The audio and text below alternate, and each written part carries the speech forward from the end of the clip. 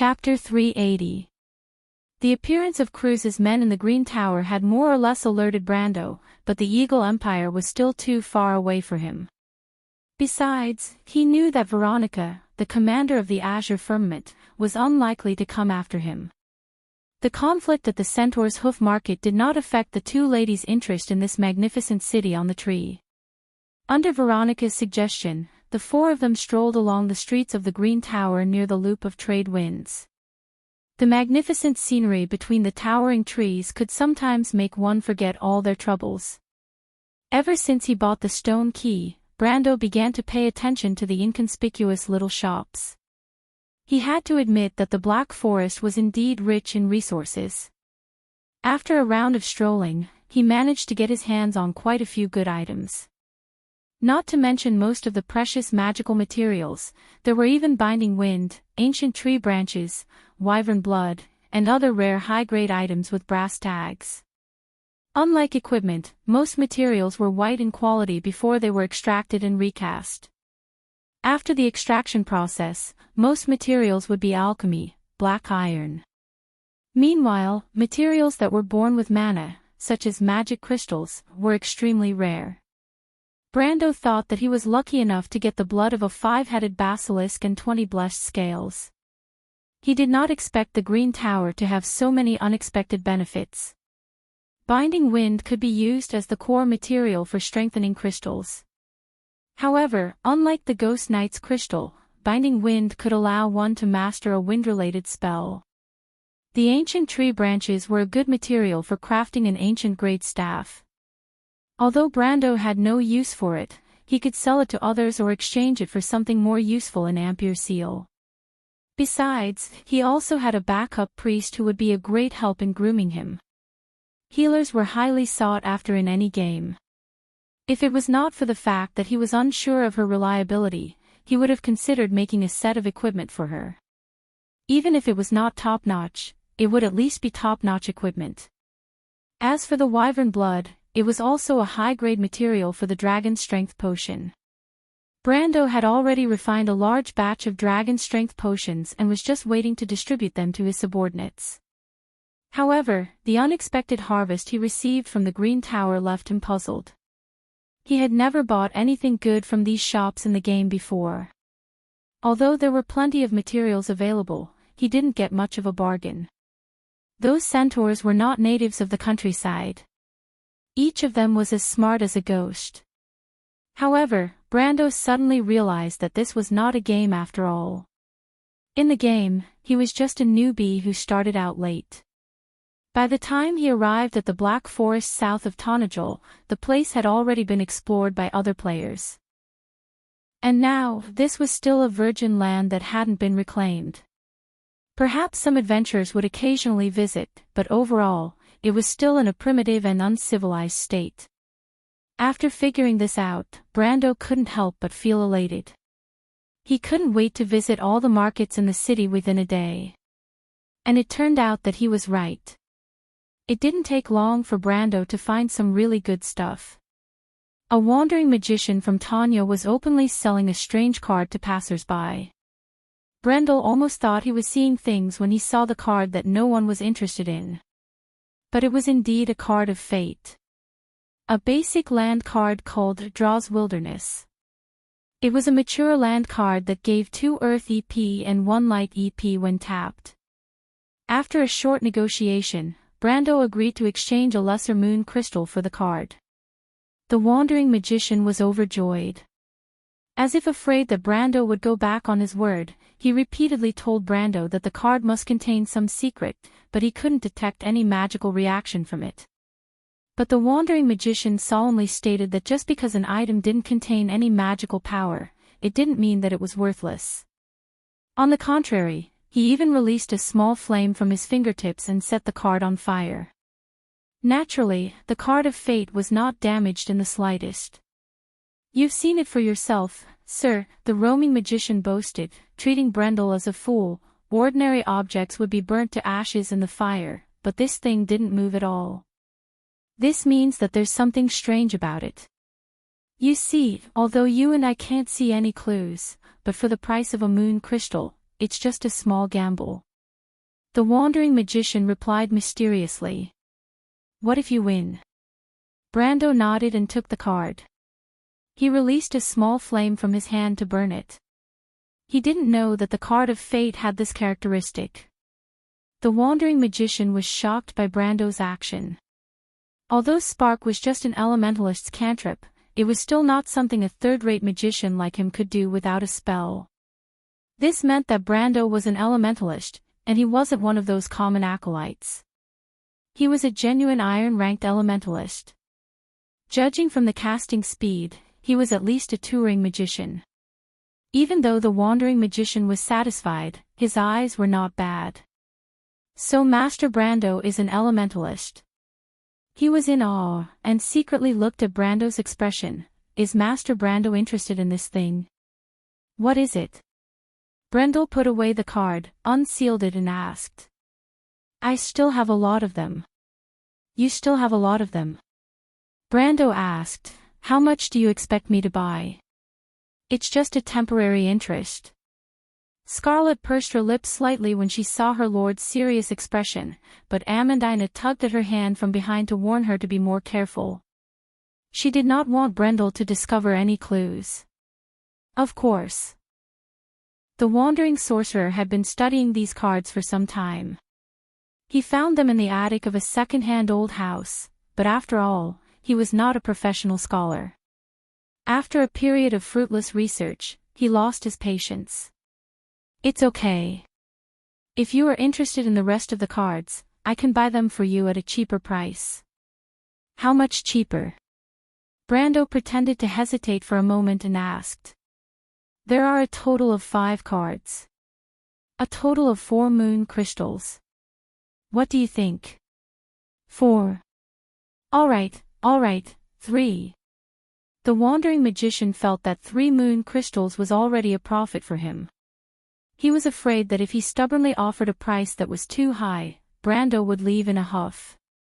After all, he had tried to sell these cards in many places, but no one was interested in them. It was rare to meet a spendthrift. Brando immediately nodded. Sometimes, one had to know when to stop. The incident at the Centaur's Hoof Market was a warning. Let me take a look at them first. The wandering magician hurriedly nodded. Then Master Brando, can you wait for a moment? I'll leave the cards in my residence. It's not far from here, I'll be back soon. Brando looked at him and replied, then I'll wait for you here. I'll give you half an hour. If Brando was just a noble, even if he was a golden magician, the wandering magician would not be so obedient to him. However, Brando was an official elementalist, so it was different. The wandering magician quickly left, and Amandina watched him disappear into the alley. She could not help but sigh. I finally understand why the Roman lady and Lord Brando are together. Those cards are useless to him. Brando shook his head. He did not see it that way. He had earned a lot from the stone key, but these cards were useless to anyone except for planeswalkers. Tumen had told him that there was only one planeswalker in 10,000 in this world. According to Brando's example, there might not be a second planeswalker in the whole of Erewhon. As for whether Cruz had one, that was another story. In other words, if he did not want the wandering magician's cards, he might not be able to sell them at all. Perhaps some scholars would be interested, but they would not be able to pay as high a price as he did. Therefore, Brando did not think that he had profited from this transaction. Moreover, in his opinion, there were many cards of fate in this world. It was just that the rare cards were rare. Thinking of this, he suddenly smiled. Compared to this, the next business is more important. Next business? Amandina did not understand. I plan to buy that guy. Ah. Amandina was taken aback, wondering when this young lord became a human trafficker. That guy is an elementalist, and he has a good foundation, Brando replied. In the future, I plan to separate the spellcasters from the night guards to form a young group of magicians. But this group only has Maria and Mordenkainen, so it's not enough. Official wizards will not be interested in a small temple like mine, and even if they join, they won't be able to control it in a short period of time. The young lord did not hide his thoughts in front of his aides, but this kind of third-rate spellcaster is much easier to deal with. Is this okay? Amandina was a little worried that her lord's method of picking up trash would leave behind any hidden dangers, but she did not know that Brando had a way to train a normal person into an official wizard, let alone someone with talent. And the point is, the other party might not be willing, right? She asked again. Brando shook his head. Amandina did not understand much about the world of spellcasters. There was no spellcaster who did not want to remove the word apprentice behind their title. In Wand, there were all kinds of apprentices everywhere, but official wizards were rare. Once one stepped into the real wizarding world, it meant that they were a cut above the rest. So he pointed at himself, I'm also an official elementalist. With this opportunity, the other party will not give it up. They can't wait to be happy. Amandina was stunned for a moment. Scarlet smiled at the side, that's why you must be careful when doing business with my lord. Otherwise, you might accidentally put yourself in danger. When she said this, she glanced at Brando. That's right. Amandina nodded. Of course, Brando knew that the two of them were making fun of him, but he did not mind enjoying this rare leisure time. He shrugged and did not mind. P.S. Tickets, students YHO, to be continued. If you want to know what will happen next, please go to www.chidian.com. There are more chapters. Support the author, support the original reading. Chapter 381. Half an hour wasn't a long time, but it was enough to make one bored to death while waiting for someone. Since Brando was bored, he decided to practice his elementalist's fire spells. He raised his hands and imitated the wandering magician, causing flames to dance between his fingers. His performance quickly attracted a large group of tree elves and Tanian children. They surrounded Brando and stared at Brando's magic without blinking. It was as if this young lord was an artist performing magic. Amandina was worried that Brendel would lose his temper because of this, but not only did he not lose his temper, he even got along well with the children and became the king of the children in a short time. She didn't know why, but when she saw the scene of Brando playing with the children, her heart was slightly moved, as if something had touched her.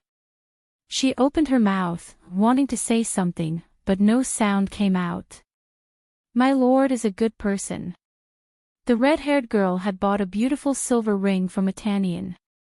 She used it to tie it into her ponytail, and her fiery red ponytail swayed gently in the breeze, looking very much like her temperament.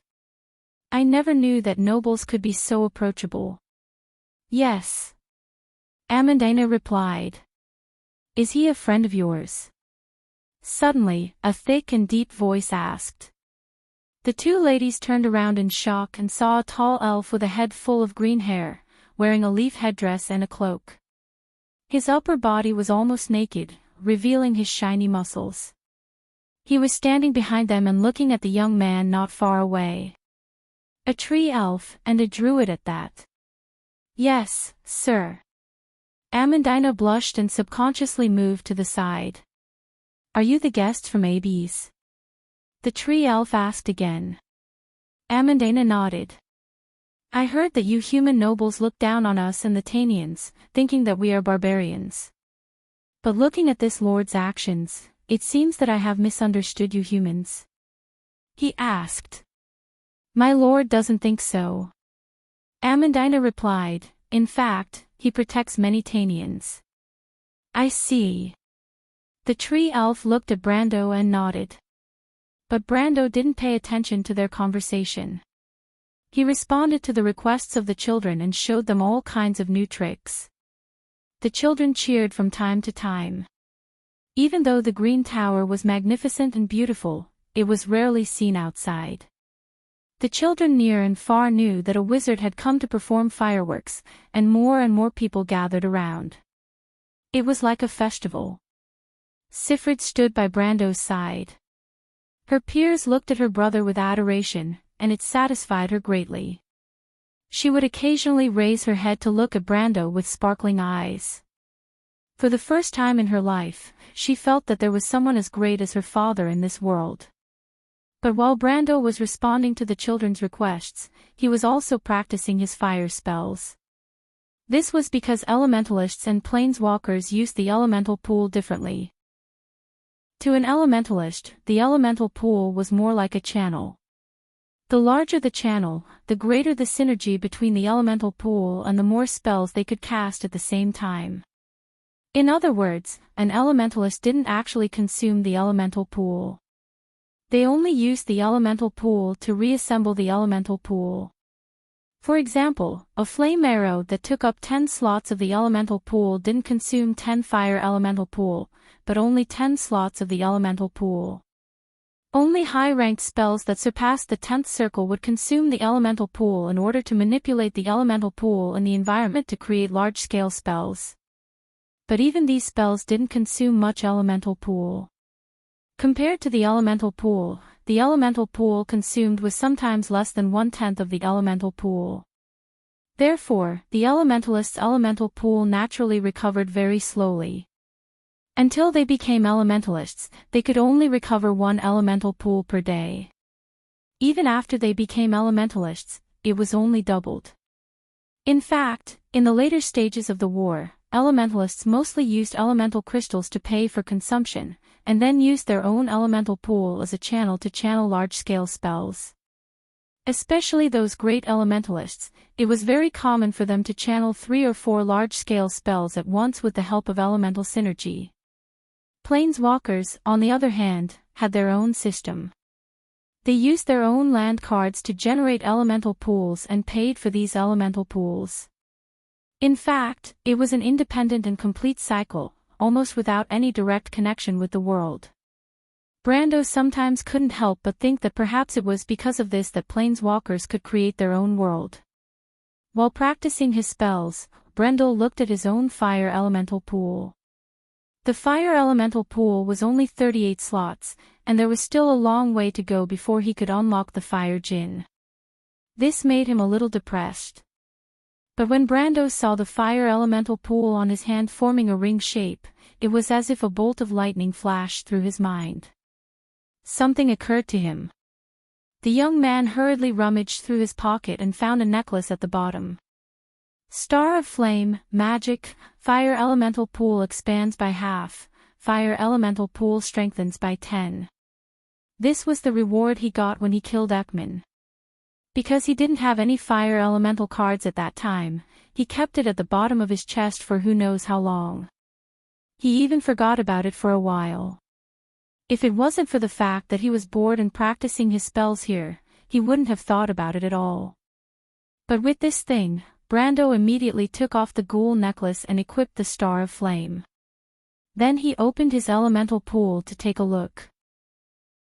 The 38 slots of the elemental pool immediately became 57 slots, which greatly exceeded the fire djinn's requirement. He suppressed the excitement in his heart. Although he couldn't help but want to laugh 3 times, he immediately opened the card book to unlock the fire djinn. Fire Djinn, Scorching Hell X, 15 Fire, Creature, Elemental Djinn, Level 36 Creature. Tap the Fire Djinn to deal heavy damage to your opponent and shuffle it back into your deck. When the Fire Djinn is on the battlefield, pay 2 fire per day. On the scorching earth, the Fire Djinn always strikes fear into the hearts of its enemies. But before Brando could appreciate the new card, he suddenly heard someone calling him. The young man raised his head and looked over the heads of the children. He saw a familiar figure standing in the crowd not far away. It was the old swordsman, Coden. The old man was waving at him. Brendel was not surprised when he saw Coden. When Veronica and the others left, he asked the Fireclaw lizard man Lord Ropar to find this old swordsman and ask him to investigate why the Kurlutz people were here. Compared to the Fireclaw lizard men, Coden, as a human, was obviously more inconspicuous. But he did not expect the progress to be so fast. Brendel thought that the old man was quite capable. It had only been an hour or 2 since they left the Centaur's Hoof Market. He immediately stopped his spell, calmed the children, and told them that he had something important to do. It had to be said that he already had a great reputation among the children of the Tanians and Tree Elves. Although they were reluctant to part with him, they still parted to let him go to Coden. "How is it?" Brando asked as soon as he got close. Coden sat down on a tree by the side of the road. Even though the entire street was made of wood, he raised his head and looked at Brendel. "Guess what happened, boy?" "How am I supposed to guess?" Brando said in annoyance. "Anyway, it can't be for the same reason as us. Judging from the time, they left much earlier than us. So unless the druids informed them beforehand, they wouldn't be here for this reason. Besides, the Crew's empire wouldn't care about the loop of trade winds unless there's a divine artifact hidden here." But when the divine artifact was mentioned, Brando suddenly had a thought. He couldn't help but wonder if there was news about Valhalla being leaked. "Forget it, just say it." Brando frowned. "Divine artifact?" Coden was surprised. "You're pretty close to the mark. They're here for the Lionheart." The Lionheart. Brando almost choked on his own saliva. What was going on? Why would the Lionheart be here? "Yes. You know about the strange phenomenon that happened in Chablis half a year ago, right?" Brando's expression became strange. Not only did he know about it, but he also knew that the strange phenomenon was caused by him. He suppressed his doubts and asked, "But didn't that happen in Chablis?" "It said that the divine artifact is related to the Lionheart. But it's strange, isn't the Lionheart in the hands of the royal family?" Coden frowned. "No matter what, those people came all the way here. I heard that they entered the Black Forest from the south of Chablis, but it seems like they didn't find anything." Brando immediately understood. Those people must have gathered here after hearing about the strange phenomenon in the loop of trade winds. But could this be counted as a lucky hit? He suddenly felt troubled. He knew the complicated relationship between the Flaming Edge, the Lionheart, and the Crew's empire. The fact that they sent a duke to take charge of this matter was enough to show the importance of the empire. But the problem was that the loop of trade winds had nothing to do with this matter. The only thing inside was Valhalla. But these people wouldn't believe it. They would definitely go and check it out like him. This was troublesome. Brando suddenly felt a little troubled. Crew's empire shouldn't be the only ones here, right? He suddenly asked. Since the divine artifact's reaction caused such a huge commotion, Crew's empire shouldn't be the only ones here. Coden looked at him with admiration and nodded. "You guessed right. It's not just Crew's empire, Erewhon empire is here too. They came under the orders of the royal faction, but Erewhon empire wasn't divided yet when they entered the Black Forest. I don't think they know what's going on outside. It's fine if they don't know." Brando shook his head. "There's more. Buga's wizards, the Holy Cathedral of Fire, and some other random forces."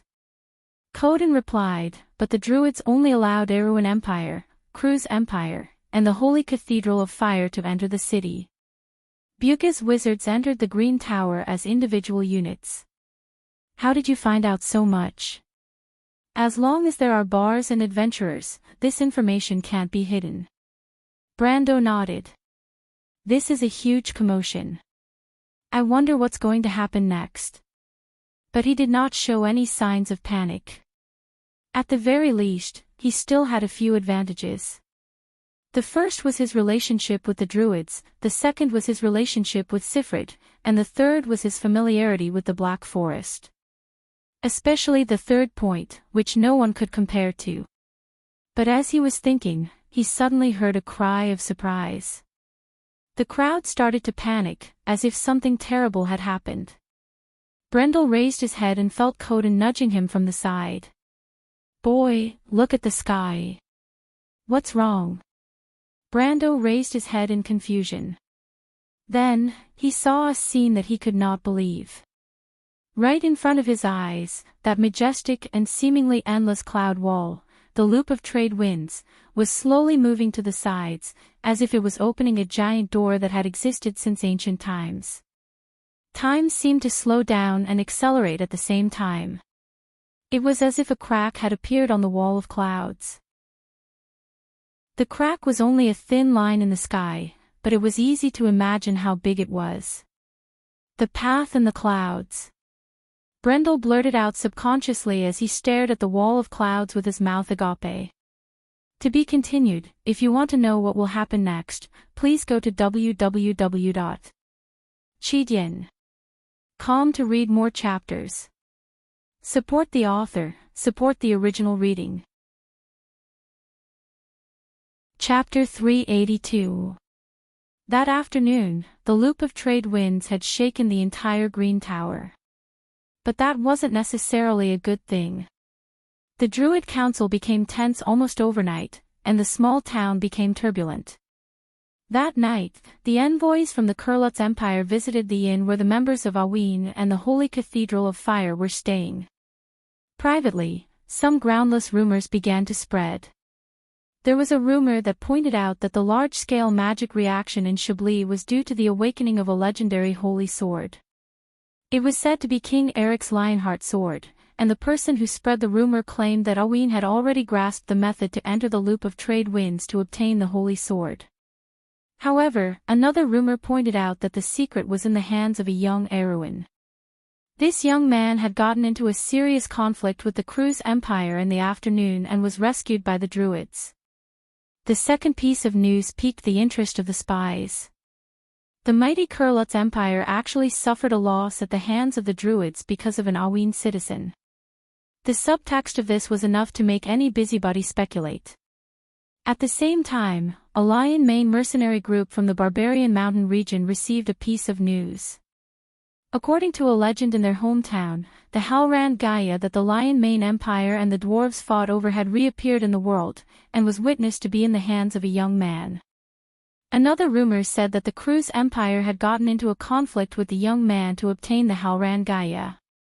More news quickly spread among the bars, and some even claimed that Aween had already surrendered to the Holy Church. In short, all kinds of rumors spread like wildfire, and some of them were true and some were false. Perhaps not everyone believed them. But sometimes, a conspiracy doesn't require you to truly believe it, because people are always willing to consciously pass on those strange messages. In just one night, the Green Tower was filled with a restless aura due to the changes in the loop of trade winds. Brando didn't know about the changes in his surroundings because he had left the Green Tower the moment the loop of trade winds changed and entered the Witherwood Council with two great druids. At this moment, the Witherwood Council had received the exact information. The loop of trade winds had undergone a drastic change. A tunnel with a width of dozens of kilometers had opened up outside the cloud wall. For the first time, the loop of trade winds had opened its door to travelers other than druids. However, no one knew what was happening in the center of the mountain range. Ever since the mist had retreated, the depths of the Kalanga Mountains had become a very dangerous area. The activity of magical creatures in the mist had become more frequent. In fact, the druids had already lost a few observation points. The front line was collapsing. The situation seemed to have become tense. There were at least 100 elder-level druids gathered in the plaza where goddess Naya was worshipping. The outer circle members who had turned into gray crows were perched on the branches nearby. The entire Witherwood Council was filled with a sense of nervousness as if a storm was about to come. All the elites were deployed. Brendel raised his head and looked at the dark red sky above the Green Tower. Countless crows were circling around the 6 ancient trees, and they were so dense that they almost covered half of the sky. Looking down from this direction, there were even more druids draped in cloaks of grass climbing up the vines between the ancient trees. They almost formed a long green dragon that extended outwards. Yes. Tens of thousands of druids were rushing over from the dark forest near the Green Tower. Naturally, this was a warning to everyone. A war was about to break out. Victory or defeat, it all depended on this. For the first time in 100 years, the druids of southern Tonajal came out in full force. Everyone. The demons seemed to have come out in full force. A druid elder's voice was as loud as thunder and lightning in a storm. Our brothers and sisters at the front line can't stop their attacks and are retreating. From the sky, the monsters in the forest look like a black ocean. The edge of the black ocean is flowing down the forest. It has already drowned the circle of thorns, the wall of roses, and the ring of storms. Another druid flew down from the tree and turned back into his human form from the gray crow, and said loudly, "We will counterattack immediately. We have to stop these magical creatures. They will destroy all the observation points at the front line. Our 100 years of hard work in the Black Forest will go to waste." The druids roared. The Grand Elder knocked on the ground with his wooden staff. The crisp sound caused the chaotic scene to calm down. "How many magical creatures are there?" the Grand Elder asked. "Countless," the first druid replied. "Countless." Brando stood behind the Grand Elder's back. No one noticed him for a while. He turned his gaze away from the blood-red sky and looked down at the city below the green tower. The city seemed so far away from the Witherwood Council. All that was left was a dazzling light. Of course, he didn't know what was happening there, but the druid's reply reminded him of something. "Countless." Brando looked up and saw a leaf falling from the sky. He caught it with his hand and turned it over. He watched as the leaf slowly drifted into the night. It drifted into the endless black abyss below. "My lord," the great great druid was dissatisfied with Brendel's absent-mindedness. "What do you think of the changes in the loop of trade winds? May I ask a question?" Brando raised his head and looked at the druid. At this time, the first elder also happened to hear their conversation. He thought for a moment, rolled up his sleeve and took a step back, then nodded slightly to Brendel. "Please." The scene fell into silence. It was as if someone had just noticed the presence of a human. "Who's that young man? He seems to be a guest of the council. But he looks like a human. He seems to be Lady Sifrid's relative." "I see." The druids began to whisper among themselves. "But what is he doing here?" Brendel did not decline the great elder's gesture. Instead, he took a step forward and raised his head to look at the druid elder who had been reporting to him. Where did the magic beasts come from? The great druid was taken aback. From the mist. Endless. Endless. Uncountable. Uncountable. The great druid did not understand why Brando would ask such a question. "The demonic wave," Brando answered with certainty. His memories seemed to overlap, and the experience of two different dimensions merged into one. Like the rising of the moon, the first demonic wave will last for 7 long nights. The withering of the flower bud signifies the withering of life. The howling of the wolves under the moon signifies the arrival of a calamity. The first calamity of civilization is the calamity of the wolves. "This is the calamity of the wolves," Brando answered. "The magical creatures you see are black wolves." Calamity of the wolves. The druids' faces changed as they began to discuss among themselves. The calamity of the wolves was said to be a calamity that would bring chaos to the world, but how could it be related to the changes in the loop of trade winds? The changes in the loop of trade winds are related to the demonic wave. The calamity of the wolves is just the beginning, but the beginning is equally fatal. The demonic wave will soon pass through here and sweep through the entire loop of trade winds. Then they will hibernate until the true arrival of the demonic wave. Then they will return and bring destruction to the world. As Brando spoke, his thoughts seemed to have returned to the exciting era in the game. The demonic wave brought about the beginning of chaos.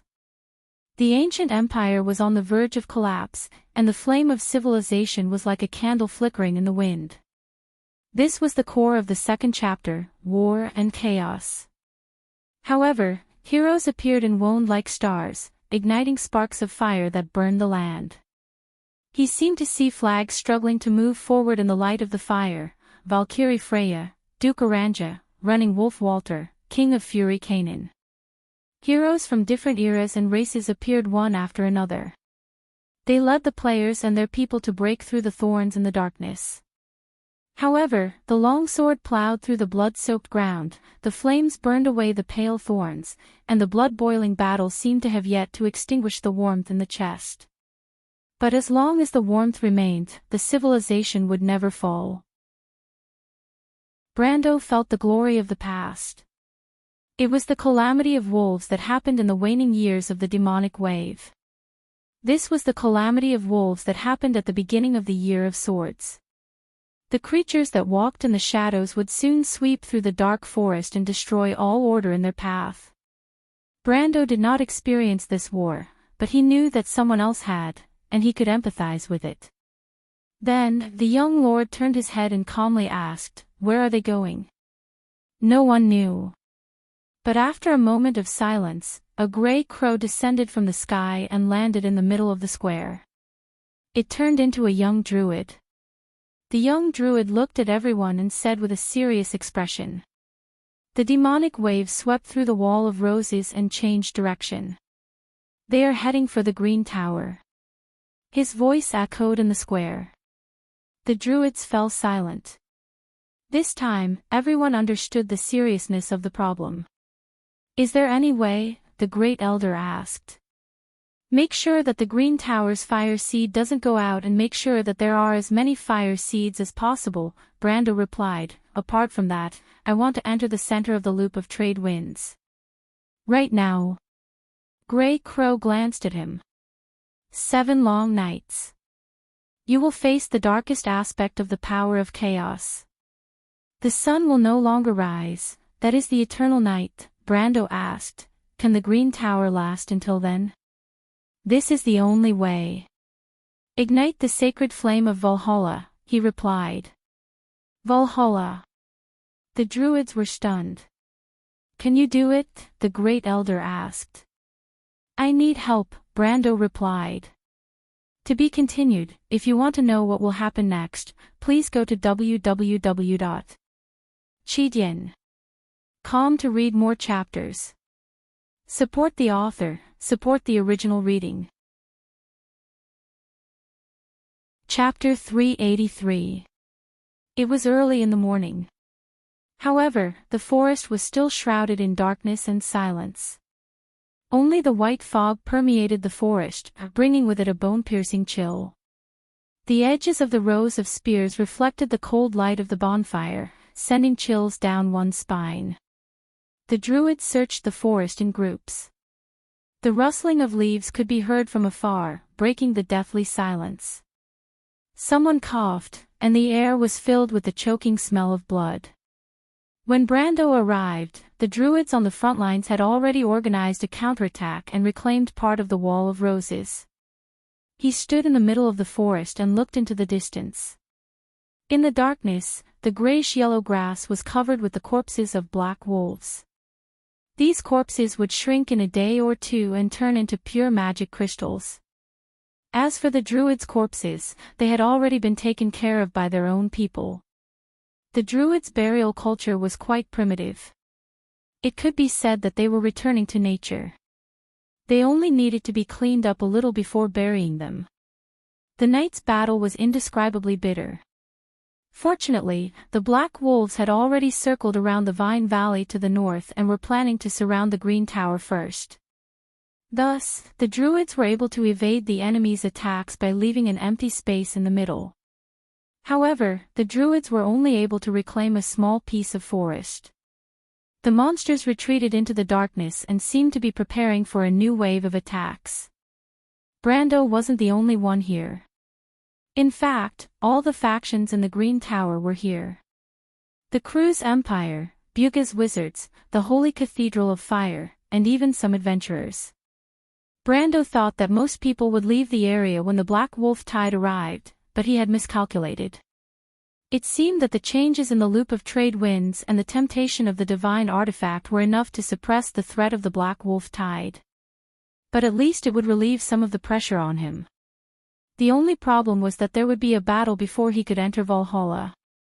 He wasn't worried about the Cruz Empire, but the Buga wizards. Fortunately, it seemed like Buga's wizards were not familiar with the changes in the loop of trade winds, which was his biggest advantage. Brando looked into the darkness in the distance. He knew that the sun would never rise again. For 7 long nights, the Green Tower would have to face an endless number of monsters. There were 3,000 players in the Green Tower, but now he was the only one. It was still a question whether he could reverse history on his own. Scarlet and Amandina sat beside him while Brando leaned against a white poplar tree. He listened to Amandina's report on the movements of the other factions in the Green Tower last night while he opened his interface to make his final preparations. Although the calamity of wolves at the beginning of the Year of the Sword was limited to the Black Forest, as the first large-scale storyline in the Amber Sword, the difficulty was beyond imagination.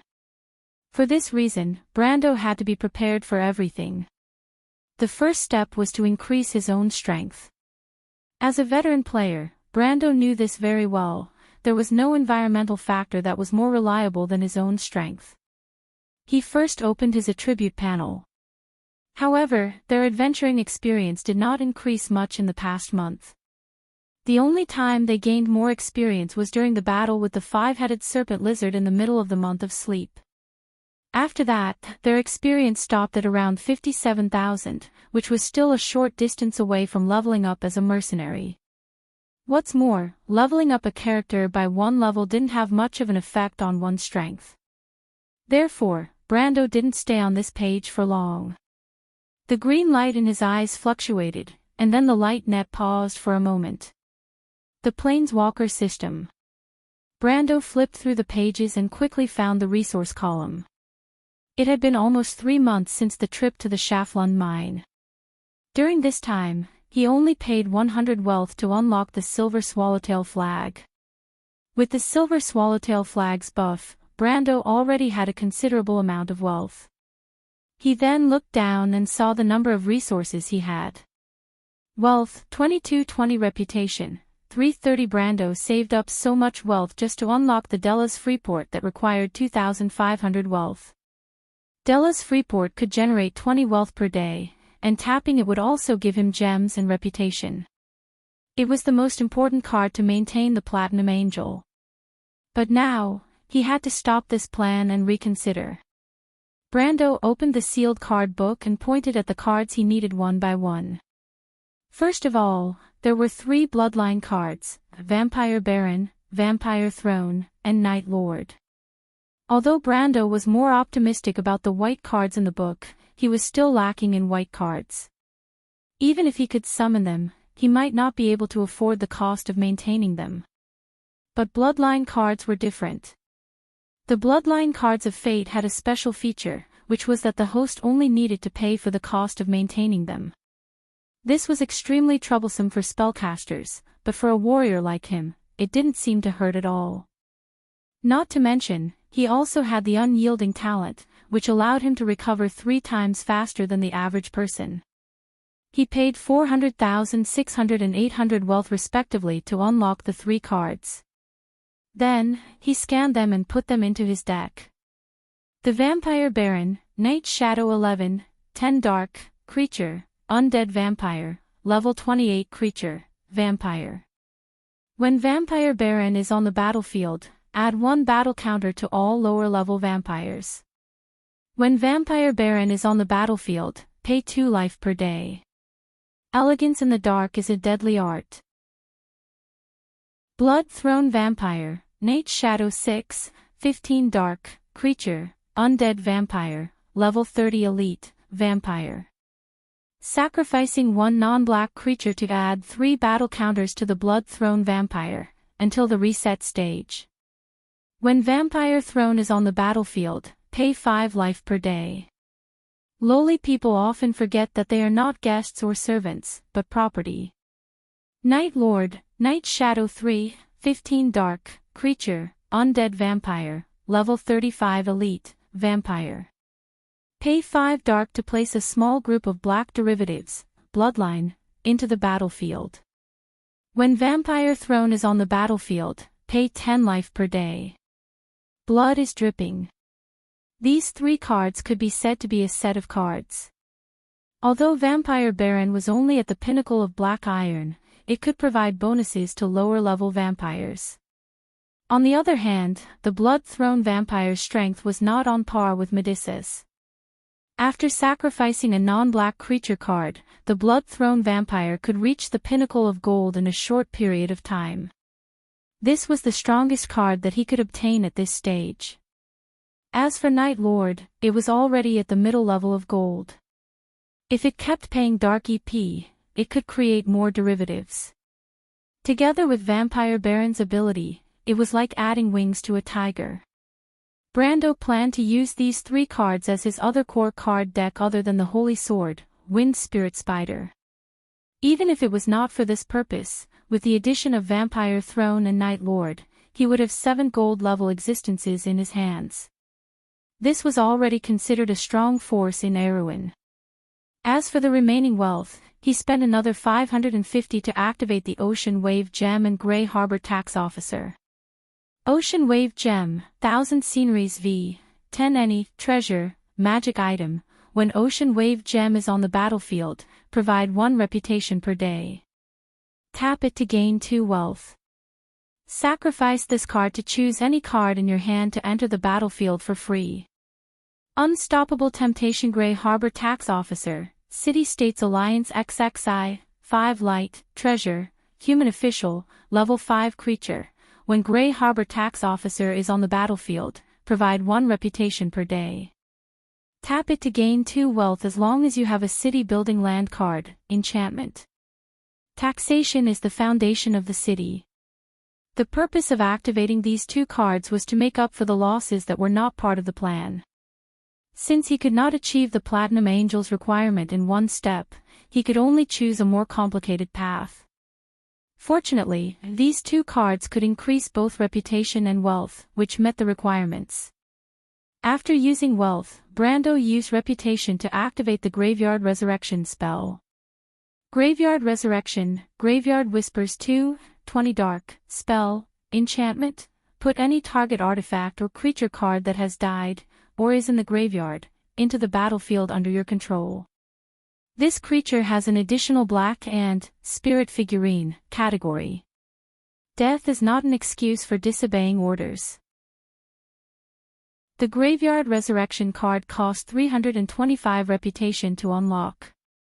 It could directly resurrect a dead creature into the battlefield as a black card.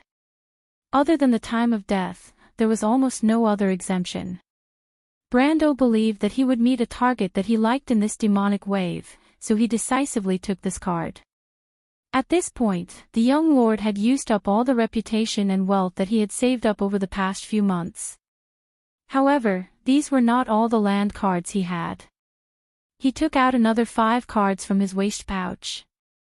They were 2 black land cards, Water of the Underworld and Forest of Death, and a grey land card, Anju's Mountains. The other 2 cards were the Fireclaw Trumpeter and the Rune Summoner. These 5 cards were exchanged from the Wandering Magician with 3 moon crystals. Apart from the land card, the rest of the Fireclaw Trumpeter and the Rune Summoner gave him a big surprise. The Fireclaw Trumpeter and the Fireclaw Lizardman belonged to the same deck. This card could summon an intermediate iron-ranked Fireclaw Trumpeter. However, this card was not the most outstanding thing about it. The significance of this card was that as long as the Fireclaw Trumpeter was on the battlefield, it could duplicate an identical red derivative card for every Fireclaw Pikeman card on the battlefield. In other words, as long as the Fireclaw Trumpeter was on the battlefield, a Fireclaw Pikeman card was equivalent to 2 Fireclaw Pikeman cards entering the battlefield at the same time. Although Brando only had 1 Fireclaw Pikeman card in his hand, he believed that one day, this card would be as powerful as the Holy Sword Art and the Wind Spirit Spiders. As for the Rune Summoner, it had almost the same ability as the Night Lord. The difference was that as long as the Planeswalker paid 10 mana, the Rune Summoner could summon a grey derivative with the same level of land cards as the Planeswalker had. This was a card that was weak in the early stages, but had almost unlimited potential in the later stages. Brando also swept these 5 cards into his deck. Now that the capacity of his deck had greatly increased, excluding the land cards, he still had 15 cards of various types. This meant that he could no longer grab all the cards in his deck at once. When the number of cards increased, Brando found himself facing a new problem. The cards that he could use every day had become random, and how to grab the cards had become a new problem. He first checked his hand. Bloodborne Vampire, Wind Spirit Spiders, Holy Sword Art, Fire Djinn, Sprint Drive, Energy Drain, and Fire Claw Trumpeter. However, Brando did not summon them immediately, because he felt Amandina nudging him from the side. Only then did Brando raise his head and return to his senses from his own world. He immediately saw a group of people walking towards him from the edge of the forest not far away. They were not druids. They were a group of humans, a group of Erewhon's people. To be continued. If you want to know what will happen next, please go to www.chidien.com to read more chapters. Support the author, support the original reading. Chapter 384. What are they doing here? Brando thought to himself. The Erewhon nobles slowed down not far from Brando, and they seemed to be observing him. Brando recognized these people. The leader was a middle-aged man with a thin face and a slight limp. He seemed to be called Count Audine, a high-ranking officer of the Northern Legion. The 6 men and 2 women behind him were probably nobles with no real power. Brando could not remember their names, but he had an impression of their faces. These people were basically from the royal faction, or at least the centrist faction. However, there were some who were from the traditional faction of the kingdom before the split. This made Brando even more certain that these people were sent into the dark forest before the internal strife in Erewhon. But how did they know about the Lionheart? Brando did not know that during the Battle of Fortress Reden, the Wolf Knight Oberway had been following them and knew all the secrets of the White Knight Ebden. That was why the Erewhon had sent people into Ranner before the divine artifact reacted. However, when he was observing these people, Count Audine's gaze also fell on him. The general of the Northern Phoenix Legion from Erewhon could tell that this young man was a noble at first glance. His calm and elegant demeanor could not be faked, and Amandina beside him was clearly a noble's daughter. Every movement of hers carried a unique demeanor. To be able to accompany such a young lady, there was no need to doubt his identity. Count Audine glanced at the young men who were resting in the forest. He thought that they must be this young noble's retinue. However, there were lizard men, elves, and Erewhon people. The composition of the people was quite complicated. He then turned his head and his gaze fell on Brando again. People from Erewhon. Brando nodded, thinking that these guys probably did not come here just to reunite with a fellow villager like him. As expected, before Count Audine could open his mouth, a short and fat noble beside him spoke first. You are that noble from Erewhon? Are you not a noble from Erewhon? Brando raised an eyebrow when he heard the unfriendly tone in the other person's voice. The short and fat noble was startled. Brando of course recognized him. He was a famous conservative, and his name was Robert. Robert was in his 80s and had maintained himself well. The crew's race had a longer lifespan than humans, so he looked like a middle-aged man. Even though his beautiful curly hair was dyed with a layer of white, it was still combed neatly. This fat count was wearing a silver count's robe. His hat was adorned with 3 golden leaves, which represented his status as a count. Normally, counts would wear 3 silver leaves, and these 3 golden leaves were obviously a special honor. However, he was obviously shocked by Brando's words. He did not expect Brando to reply in such a way. After being stunned for a while, he shouted angrily, "Whether I am a noble from Erewhon or not has nothing to do with you, boy. Let me ask you, are you the one who offended the crew's empire this afternoon and brought trouble to the kingdom?"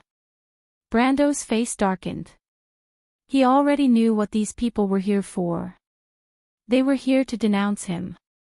As for why they were here to denounce him, he only needed to think about what happened in the Centaur's Hoof Market yesterday afternoon to be able to guess the reason. Brando could not help but shake his head. Erwin, oh Erwin. He looked at these officials of the kingdom and could not help but be speechless. If you are asking me if I taught some arrogant bastard a lesson this afternoon, that is me. Brando stared coldly at the other party and replied, but as for who brought trouble to the kingdom, that is unknown. He looked at the fat man with a mocking gaze. The meaning in his eyes was self-evident. It's good that you admit it. Dolan did not care about Brando's gaze. He only replied, the Cruz Empire has already informed us that if we do not hand you over to them within the time limit, they will threaten the kingdom with war. Boy, do as you see fit. So you want to hand me over? Brando looked at these people and asked with amusement, do you think that is possible? This is an order. This time it was a middle-aged noble lady who spoke. She wore the uniform of a government official, but she wore the badge of a scholar. Brando immediately recognized her identity as a warlock of the Wong family of Lantern Island. An order. Brando almost laughed, from whom? In the name of the kingdom. The lady said, we are a group of ambassadors sent here by His Majesty. We represent His Majesty and the dignity of the kingdom. Therefore, I order you, young noble, to put down your weapons and come with us. Or else your actions will be suspected of involving the kingdom in war.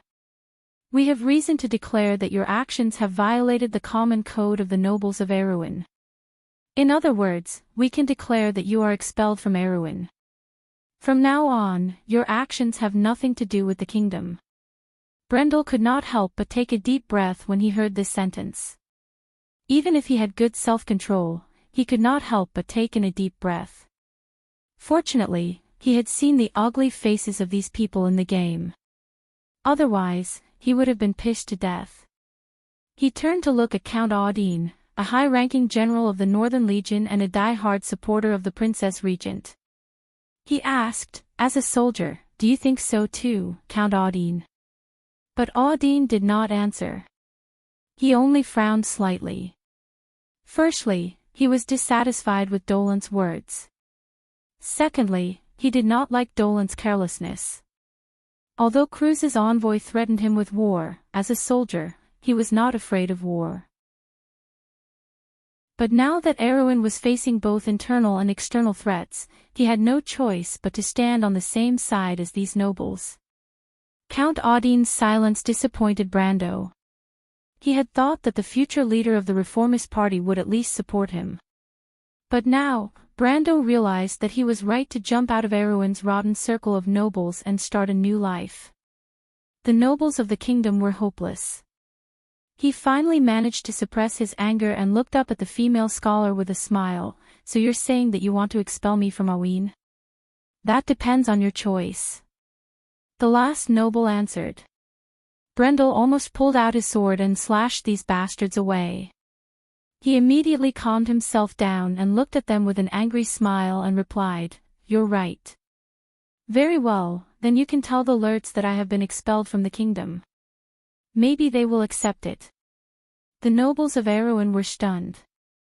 They were threatening Brando, but it would be strange if the Cruz's people would accept it. Those nobles would only accept it if they saw it. Don't refuse a toast only to be forced to drink a forfeit. Count Robron said angrily. He raised his hand and prepared to have the envoy's guard subdue the young man.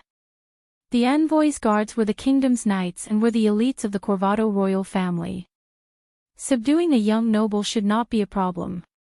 He had observed Brando's retainers beforehand. They were either youths or of other races. This kind of ragtag group could not be that strong. On the other hand, although the Cruz's people said that Brando had offended them, they did not mention Brando's glorious deeds in order to save face. They only vaguely mentioned the conflict that happened in the afternoon at Centaur's Hoof Market. This caused the Erewhon's envoy to misjudge Brando. They thought that Brando had some strength, but that was all there was to it. Before the calamity of wolves, they tried to preserve their strength as much as possible. But Brando was determined to resist, so they could not be blamed for taking action. Robron, Audine, and the female scholar had the same idea. No matter what, they could not let the kingdom be involved in a new war. But as soon as he finished speaking, he saw Brando smile at him. "It seems that you want to force me to submit?" he asked. "Naturally. Then it seems that the Cruises people did not tell you the truth." Brando laughed. "If you really know the cause and effect of the whole thing, I'm afraid you'll be more cautious with your current actions." "Stop bluffing." Robron snorted. "Bluffing?" Brando shrugged. "Well, Cruises people did not tell you. First of all, I offended the only heir of the Empire's Grand Duke of Flower Leaf. I made this noble's daughter lose face in front of everyone." Count Audine was stunned. He thought that Brando had a conflict with Cruises people, but he did not expect it to be like this. Count Audine immediately felt troubled. According to the Grand Duke's temper, he might really start a war. But Audine did not expect that Brando was not done yet. The young lord continued, "Also, Cruises people did not tell you that I also offended the Empire's Border Knight Regiment. I beat up a whole squadron of their people." The female noblewoman was about to say something, but her face changed when she heard this. One person beat up a whole squadron of Cruises' Border Knight Regiment. She looked at Brendel and thought to herself, "This guy's bragging too much. The Kurlutz people didn't tell you either." "I also offended the Empire's Flower of Knights, Count Collins, who was known as the swordsman of the new generation 10 years ago. I remember that I used a spell to send him flying. I don't know if he has recovered yet," Brendel said with a smile. "I hope there aren't any scars on his face. I also offended the Imperial Guards Knight Regiment. I disarmed their entire squadron. Oh, and their Royal Alchemist Association. I almost killed one of their geniuses, a 15-year-old war alchemist." The young man nodded. "Also, I seem to have offended someone. Veronica, the commander of the Azure Firmament Regiment. You should know her. I fought with her for 10 moves. In the end, I threatened her with the daughter of the Grand Duke of Flower Leaf and forced her to retreat." He turned around and looked at Roburn's people. "If Cruises people told you this, would you still want to take me away by force?" Then he stopped and looked at these people. "Also, you want me to apologize to the Kurlutzians?" he asked. "Then may I ask, which of the Kurlutzians do you think I should apologize to for the above?" Author's note: I came back a little late. Sorry, OTL, to be continued. If you want to know what happened next, please go to www.chidian.com and read more chapters. Support the author, support the original reading. Chapter 385. Erwin's envoy group was stunned by Brando's words. Count Dolant's short and fat hand moved in the air, but he did not swing down. The forest was filled with a strange silence. The bonfire in the distance flickered, and the crackling sound of burning charcoal could be heard. The sound was so clear that even a pin drop could be heard. Brendel could see the disbelief in their eyes. Robert's hand was raised halfway, the female scholar was covering her mouth, and Audine's hand was hanging down from his sword. Everyone looked at the young noble as if they were looking at a madman. So, what do you plan to do next? Brendel asked with a gentle expression, his voice as light as the breeze in the night. The noble's lips twitched. Tisk, those fellows can't even control their own people. How useless. Vahina hid behind a rock and stared at the confrontation between Brando and Erwin's envoy group with dissatisfaction. If this goes on, we won't be able to achieve our goal. As she spoke, she could not help but turn to look at Viscount Ullman with a hint of complaint. The young Viscount was not annoyed and smiled. Don't worry, the best part is yet to come. As if to prove his words, Brando suddenly turned his head to the side of the forest. Who's there? He roared, and the Hellran Gaia in his hand flew out of its sheath like a beam of black light, knocking away a crossbow bolt that flew out of the forest. The arrow's first target was Count Audine, but it was slightly off target and went straight for the female scholar behind him. The noble lady did not react in time. If not for Brando's help, she would have been dead by now. But Brando could protect one of them, but he could not defend against more. Count Dolent was hit by an arrow the moment he made his move. Fortunately, the fat man had some swordsmanship foundation. Although he was rusty, he managed to avoid being hit in the shoulder at the last moment. The noble who lived like a prince had never suffered such an injury before. He immediately howled like a pig being slaughtered. "Who's there?" Count Audine's reaction was only a step slower than Brando's. But someone dared to ambush them at this time. The general from the Northern Legion was shocked and angry. He immediately pulled out his sword and faced the direction of the attack. Brendel's brows furrowed as he looked at the broken crossbow bolt on the ground. With his rich experience, he was able to analyze a lot of things the moment the bolt was destroyed. At least this arrow is not the work of a double crossbow. Judging from the strength, it should be the effect of an alchemy weapon. Erwin's people did not have the habit of using crossbows, so Brando's first thought was that it was an ambush arranged by these people, and he felt that the arrow was aimed at Count Audine. Erwin's party have enemies here. He turned around and saw a group of black figures in the forest. The black figures moved quickly. It was as if they had surrounded the party as soon as they appeared in the forest. There were at least a few hundred of them. Brando squinted his eyes and saw the appearance of the attackers. He could not help but be stunned. They were humanoid creatures with the backs of bears and the waists of bears. Every one of them had the head of a lion. Grey gold manes hung down from the lion's face like whiskers and fell to the inlaid leather armor below. Their palms were also furry claws, but they were much more slender than their four-legged cousins. They wore leather boots and carried all kinds of weapons. Toquinen's golden mane lion men. Count Audine called out. The hundreds of golden mane lion mane beast men stopped. Then, two burly golden mane lion mane beast men, who were almost a head taller than the ordinary lion mane beast men, walked out. The one in the lead had a long scar on his face, which almost divided his thin eyes into two. The one behind him seemed to be his adjutant, who stopped one step behind him. "Good morning, everyone. I'm Rovac. Sorry to disturb you."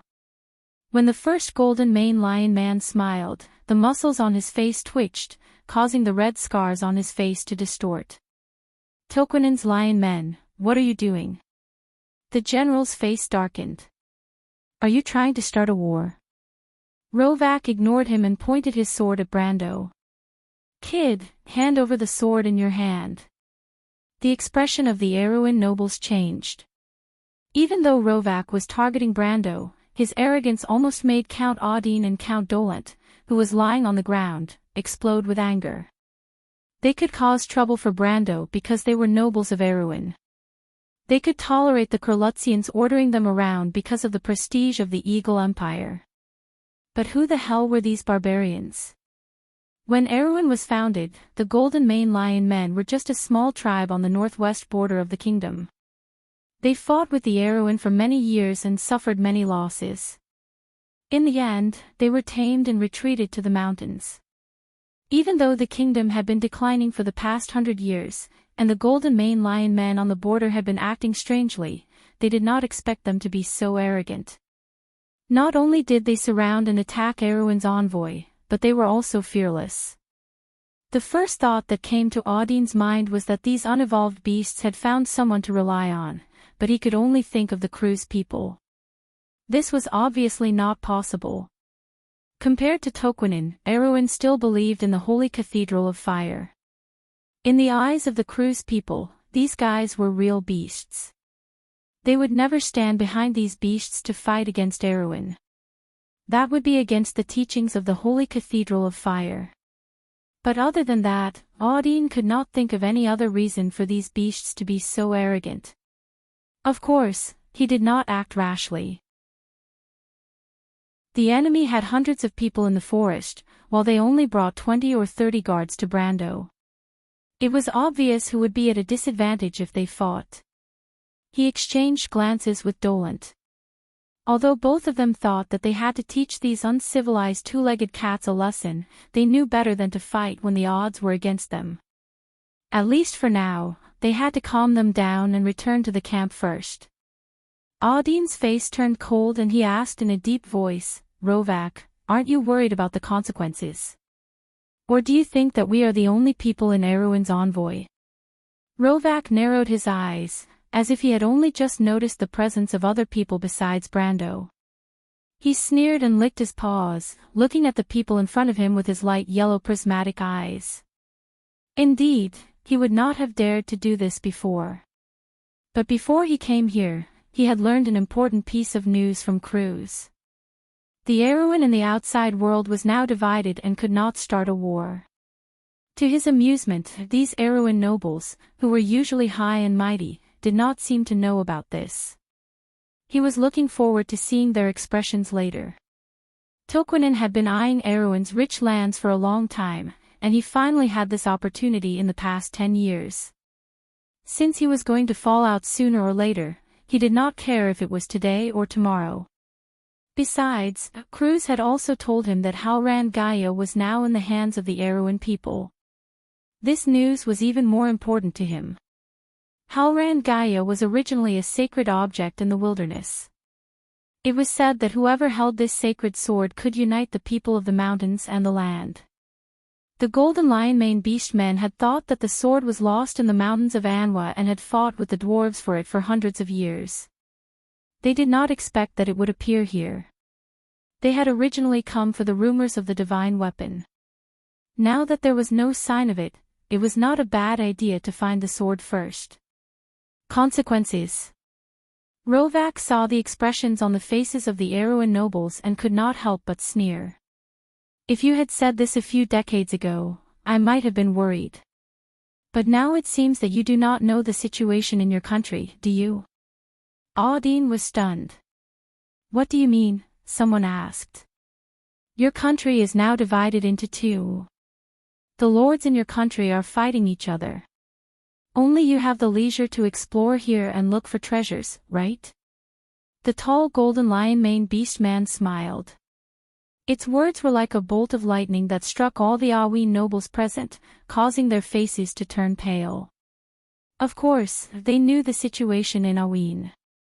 The old king had ordered them to search for the Lionheart sword in the south in order to save the kingdom's fate, but they did not expect the kingdom to fall into discord before they could do anything.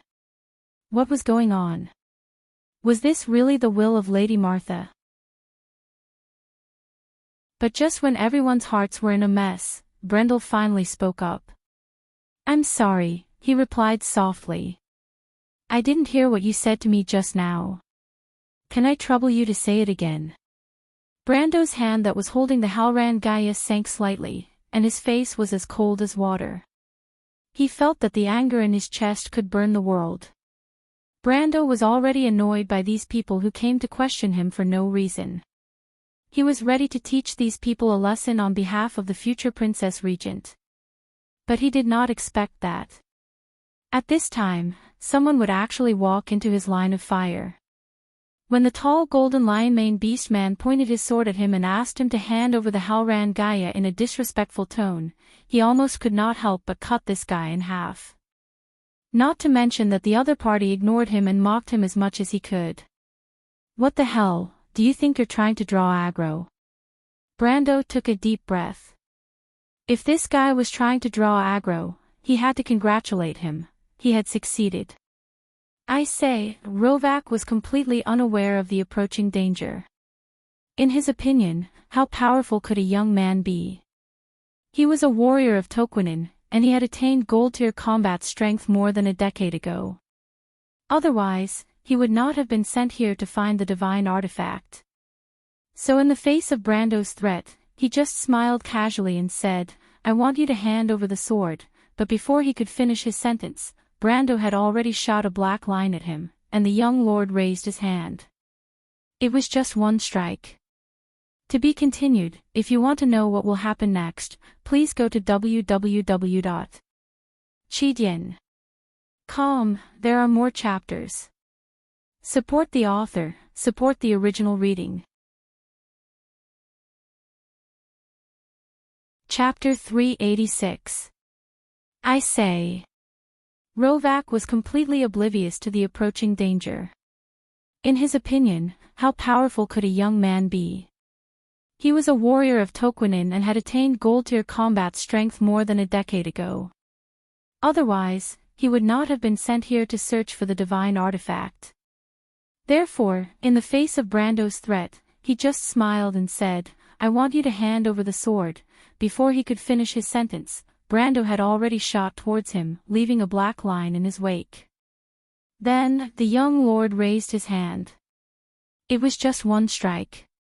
There was no military swordsmanship, no white raven sword style, and Brando did not even use any fancy moves. The dark blade of the sword was like a meteor as it swung towards Rovak. The golden mane lion-mane beastman's expression changed, and he immediately raised his sword to parry. Unfortunately, what awaited him was Brando's strength burst and breakthrough. Brando, in a fit of rage, used these two extremely exhausting skills without reservation for the first time. The master level, strength burst, increased his strength by 3 times in an instant, pushing his strength to the peak of gold tier at 443 ounces. The Ghost Knight's crystal also increased his strength to the elemental realm by 30%. Everyone saw that at that moment, Halran Gaia in Brando's hand bent automatically as if it was refracted in the air. Then, with a loud clang, it collided with Rovak's broadsword. It was a sound that made one's teeth ache. At that moment, time seemed to slow down.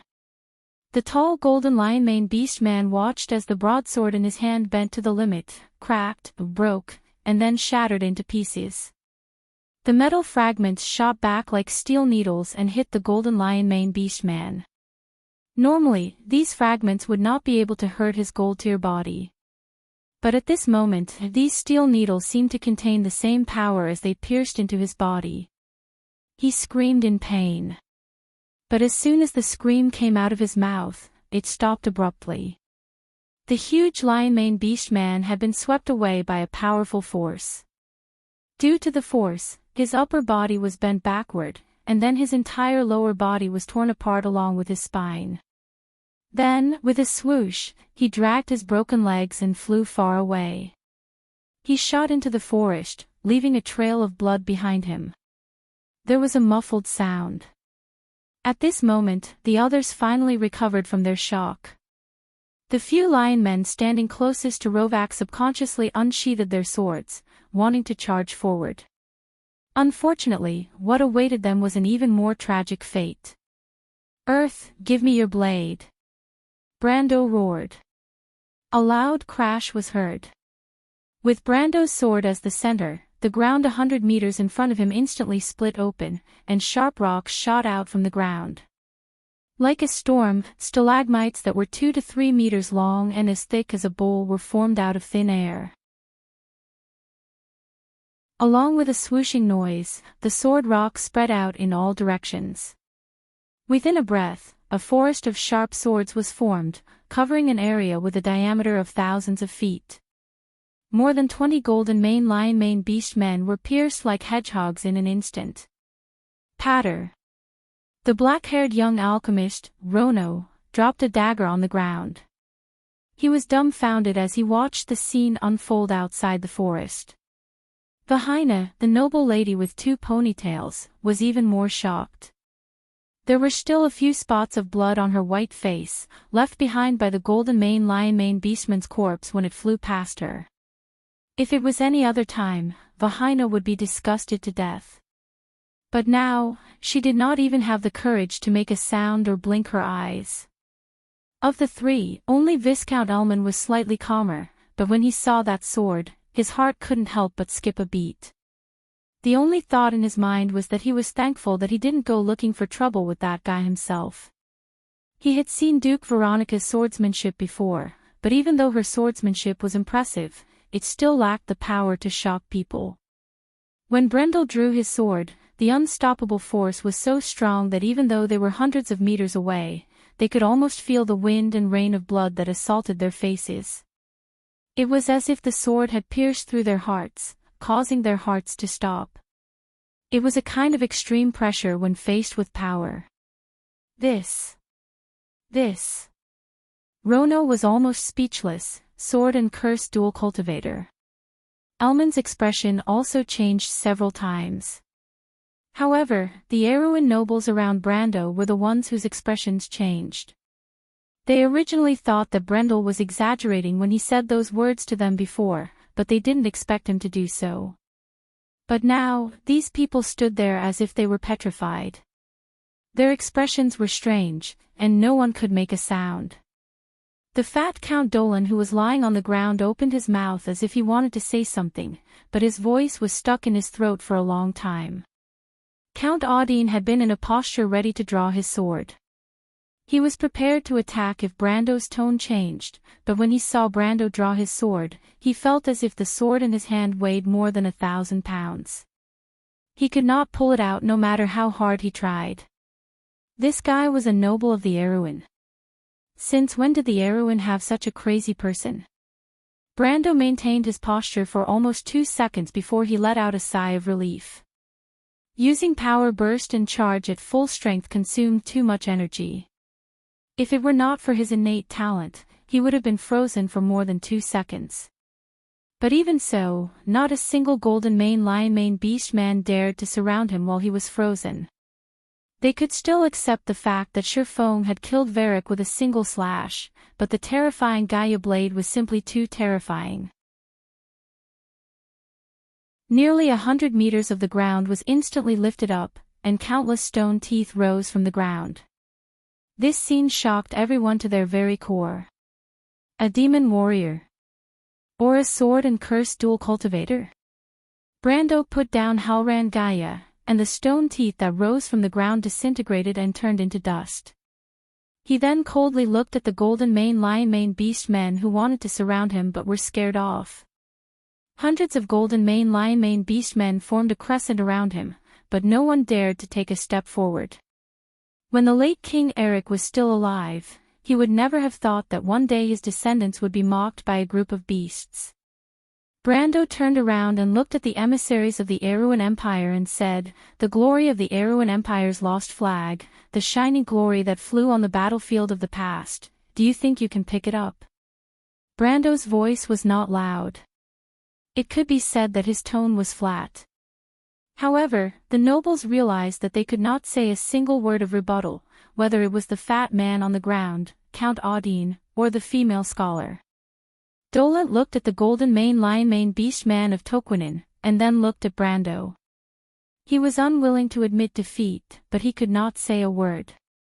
The female scholar lowered her head and did not answer. Only Audine silently drew his sword.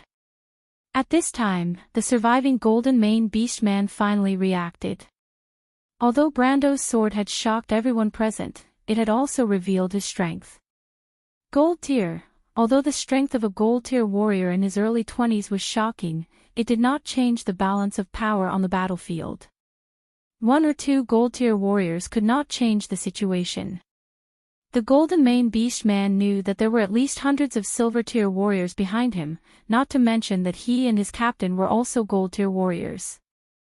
Among the humans, only this young man and Count Audine were gold-tier warriors.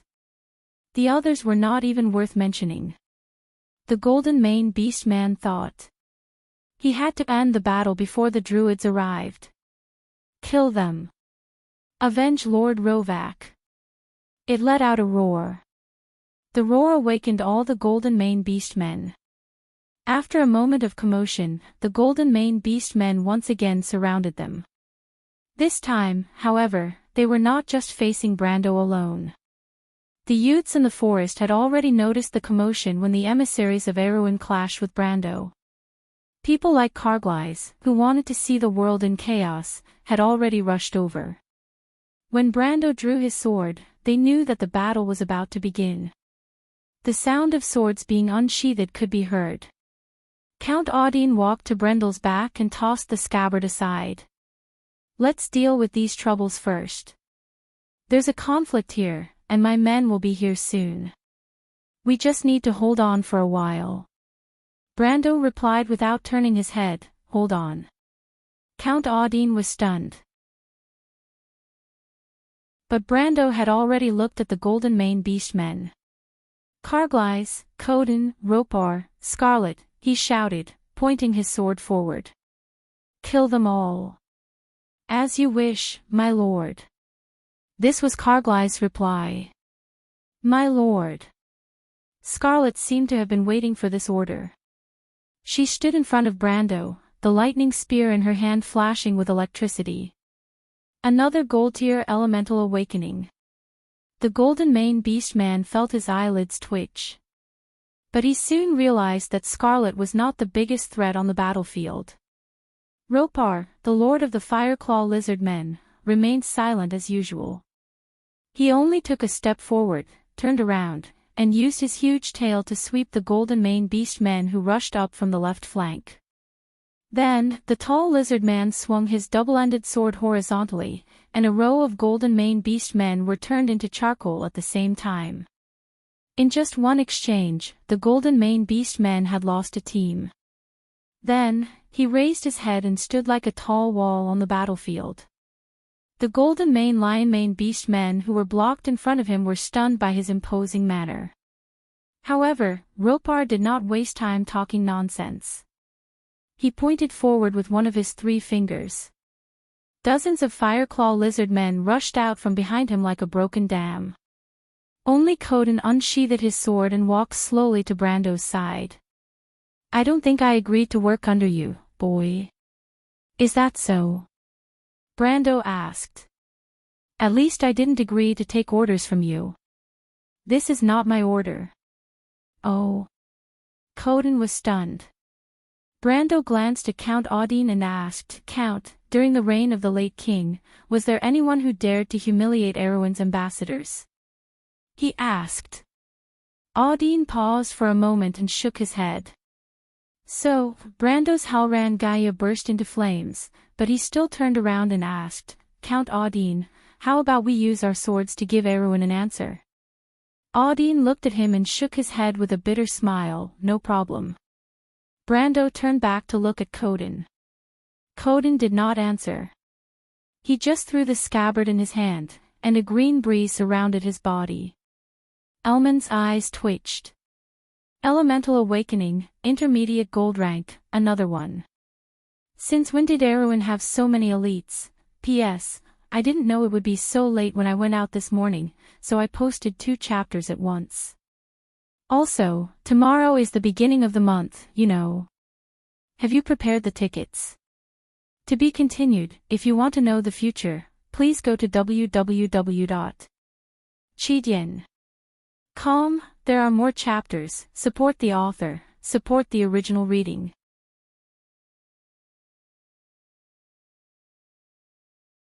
Chapter 388. Scarlet, Audine, Ropar, and Coden were like 4 sharp blades stabbing into the Lion Beastman's formation. The Lion Beastman's formation was thrown into disarray, but it was only for a moment. Hundreds of silver-ranked warriors surrounded a few gold-ranked warriors, and it seemed like they had a chance of winning. The adjutant of the Lion Beastmen tried his best to keep his people together, hoping to turn the situation around with their advantage in numbers. But he soon realized that it was wishful thinking on his part. Even though they were all gold-ranked warriors, there was still a fundamental difference in their combat power. Scarlet was only a beginner gold-ranked warrior, but she was also the god of Thunder's messenger. She had also absorbed the power of the Golden Apple. She was already showing signs of entering the middle ranks, and the Golden Apple was a product that strengthened the coordination of the elements. The electric arcs she controlled formed a dense curtain of lightning in front of her. The red-haired girl held an electric spear in her hand. She looked like a legendary knight who could control lightning. With a swing of her spear, several bolts of lightning would sweep into the group of lions. The lightning arcs crackled as they crossed a distance of over 100 feet, leaving a charred hole in the chest of the people who were pierced by them. But this was not the end. Scarlet became braver and braver as she fought, and she seemed to have entered the state of a god. White lightning surged out of her blazing eyes, and she was as majestic as the god of thunder. She did not even use her spear. She only needed to point her finger, and a bolt of lightning would turn a lion beast man into charcoal. Looking from the forest afar, one could only see the white lightning dancing outside. Scarlet stood in the middle of a group of lion beast men, like a god. The duke's daughter stared at all of this with her mouth agape, completely forgetting what they were here for. She only stuttered, "Is that the Lord of Thunder, the daughter of the King of Wind Elves, Caucasus?" What a strong elemental perception. The black-haired boy's eyes reflected the white lightning. Elman's expression also changed. Although the red-haired girl looked like she was only a lower gold-ranked warrior, her combat power had already surpassed that of a middle gold-ranked warrior. At least, she was much stronger than the middle-aged gold-ranked swordsman. However, what really made him gasp was not Scarlet, but Ropar and Brando. If Scarlet was the god of thunder, then Ropar was the god of fire. The double-headed sword in the hands of this tall lizard-man lord was like dancing flames. Even his body was set ablaze during the battle. However, Ropar did not mind at all. He was originally a creature from the fire elemental world. The fire-claw lizard looked like a physical existence, but half of its body flowed with fire elements. Moreover, elemental lifeforms had long lifespans. Those who could become lords were all outstanding individuals who had stood out from countless battles. Ropar, the overlord of the scorching plains, had accumulated a wealth of battle experience in the fire elemental plane. As long as he drew his sword, a lion man would fall. The lion man tried to block the god of war with his gold-rank combat strength, but he did not expect the lizard to not dodge at all. Instead, the lion man took the lion man's sword head-on. The lion man raised his head in shock and saw the flames in Ropar's eyes rising. This was the characteristic of the fire-claw lizards. They loved to fight and used damage to increase their strength. Ropar's HP dropped to less than half, but his strength also increased to the upper gold rank. The lion man swordsman probably did not expect his opponent's strength to increase by 2 ranks in an instant. At that moment, he only wanted to pull back his sword to block Ropar's attack.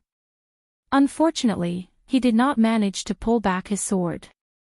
Then, the flaming sword descended and turned him into a pile of charcoal.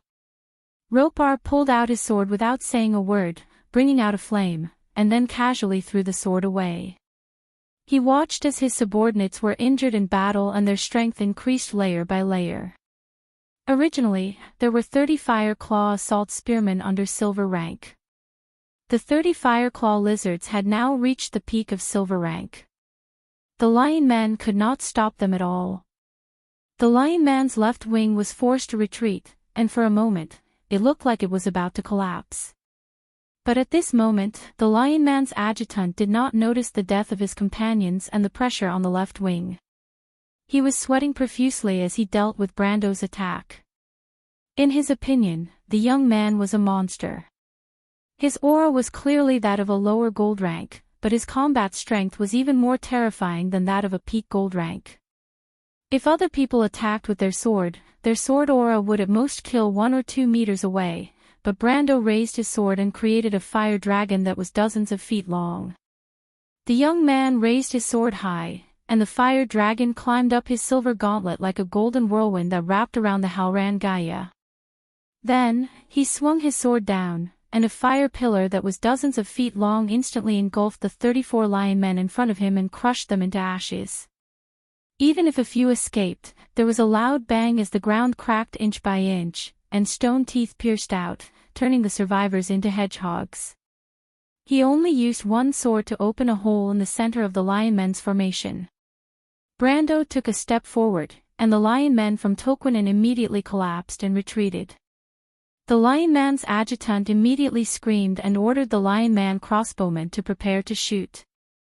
He intended to use long-range attacks to kill this terrifying guy. The lion men who came with Toquinin were all elites of the Altar of Earth, and even the crossbowmen were equipped with magic crossbows. When they heard the order, they took a step back and drew their bows. The arms of the bows were surrounded by a faint yellow glow, and it was obvious that the crossbows were enchanted with the power of the earth. Attack! The lion man's adjutant waved his hand. Accompanied by a sharp clanging sound, dozens of pale yellow rays pierced out of the forest in an instant.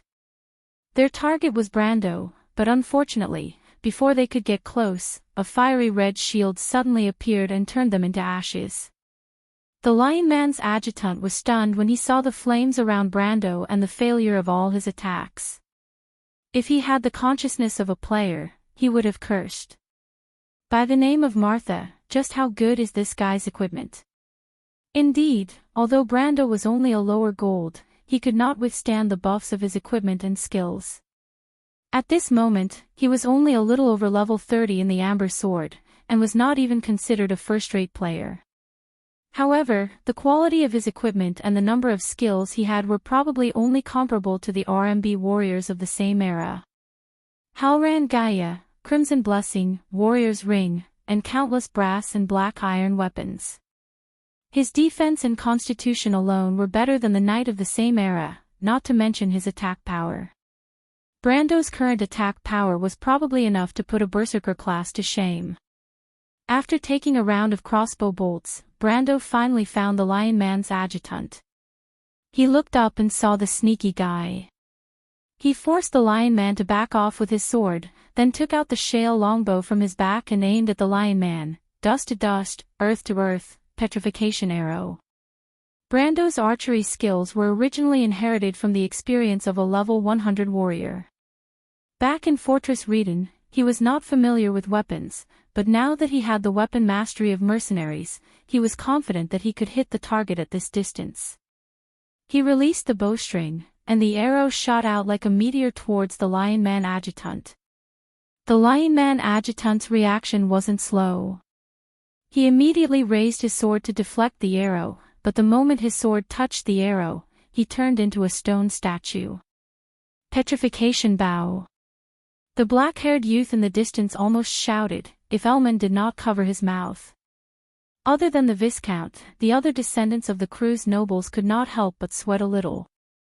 Brando was hiding too much power, and it was a little too much for them to take in. However, Rono did not realize that the shale longbow could only create one petrification arrow. He thought that it was the legendary Medusa's petrification bow, which was a legendary fantasy longbow. Coupled with the Crimson Blessing and Halran Gaia, it was really a deadly combination. At this moment, the lion men finally couldn't hold on any longer. Although they still had the advantage in numbers, Coden, Ropar, and Audine weren't experienced in battle, so they didn't have the chance to utilize their advantage in numbers. Coupled with the death of two of their commanders, the lion men were like a headless dragon. Their defense line was shaken and finally collapsed. The first to run was the left wing. Under the attack of a large number of Pinnacle silver-ranked Fireclaw lizard men, they suffered heavy casualties. When they saw the death of their adjutant, they immediately turned and ran. Except for a few who were sent to hell by Ropar, most of them quickly disappeared into the vast black forest. When the left wing collapsed, the center immediately felt the pressure and began to retreat. This retreat led to a large-scale collapse, and in the end, Aween's side was like a duck herding ducks. Even the youths joined the ranks of the ranks to chase after them. However, Brando did not let his men chase too far. He saw that the lion men were stopped by the druids who rushed over. Hundreds of silver-ranked lion men could still hold on for a while in front of Brando, but in front of the druids, who were much more numerous, they were captured in a flash.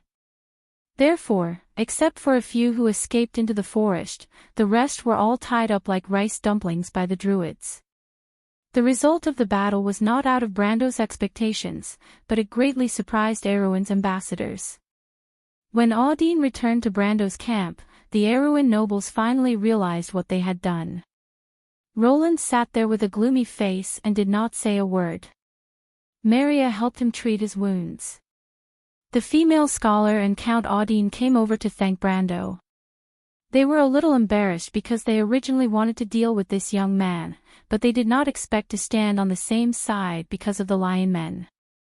However, Brando saw that they did not know how to deal with the current situation. The Lion Men's words left the nobles in a mess. If the kingdom was already divided, then they did not know what was the point of staying here. Moreover, Cruz's men were also pressuring them. How could they capture Brando? They looked at the young man. Everything that had happened before made them feel that it was just a delusion. Audine even began to suspect that Cruz's men were trying to kill Brendel with a borrowed knife. At this moment, Brando turned around. He heard Carglass calling out to him as he came back from the forest. Although the second son of Lord Maxon was only close to becoming a silver-ranked, his outstanding swordsmanship and clever mind allowed him to defeat 2 enemies in the previous battle. Compared to Scarlet and the others, this result was not shocking, but compared to the other youths who did not gain anything, he was like a crane in a flock of chickens. Now that Carglass had gained a firm foothold among the youths, Brando had the intention to train him to be the deputy of the Knight's Guard. P.S. As a piece of equipment, the Ghost Knight's crystal's output is similar to the attribute bonus of potions. Therefore, it is also affected by the explosive strength. This is the reason why the price of equipment like the Ogre's Ring is different. To be continued. If you want to know what will happen next, please go to www.chidian.com. There are more chapters. Support the author, support the original reading. Chapter 389. What's the matter, Carglass? My lord, there's a problem. Carglass looked into the forest and replied. In the forest, the druids were interrogating the captured Golden Mane Lion Mane Beast men. The members of the Witherwood Council did not expect that someone would dare to cause trouble at the front line. Furthermore, Brando was their ally for the time being. They were furious because what Toquinin was doing was a waste of their time, and time was of the essence at this moment. However, the Lion Mane Beast men felt wronged. They heard that Erwin's group only brought 20 to 30 guards to cause trouble for Brando. 20 to 30 silver-ranked guards and a few gold-ranked guards were nothing in their eyes. Rovac and his adjutant thought that it would not take much time to wipe them out. However, things did not go as they wished. Cruz did not tell them about Brando's strength, and they ended up being wiped out instead. Of course, Vahina and the others did not intend to harm the Lion Mane Beast men.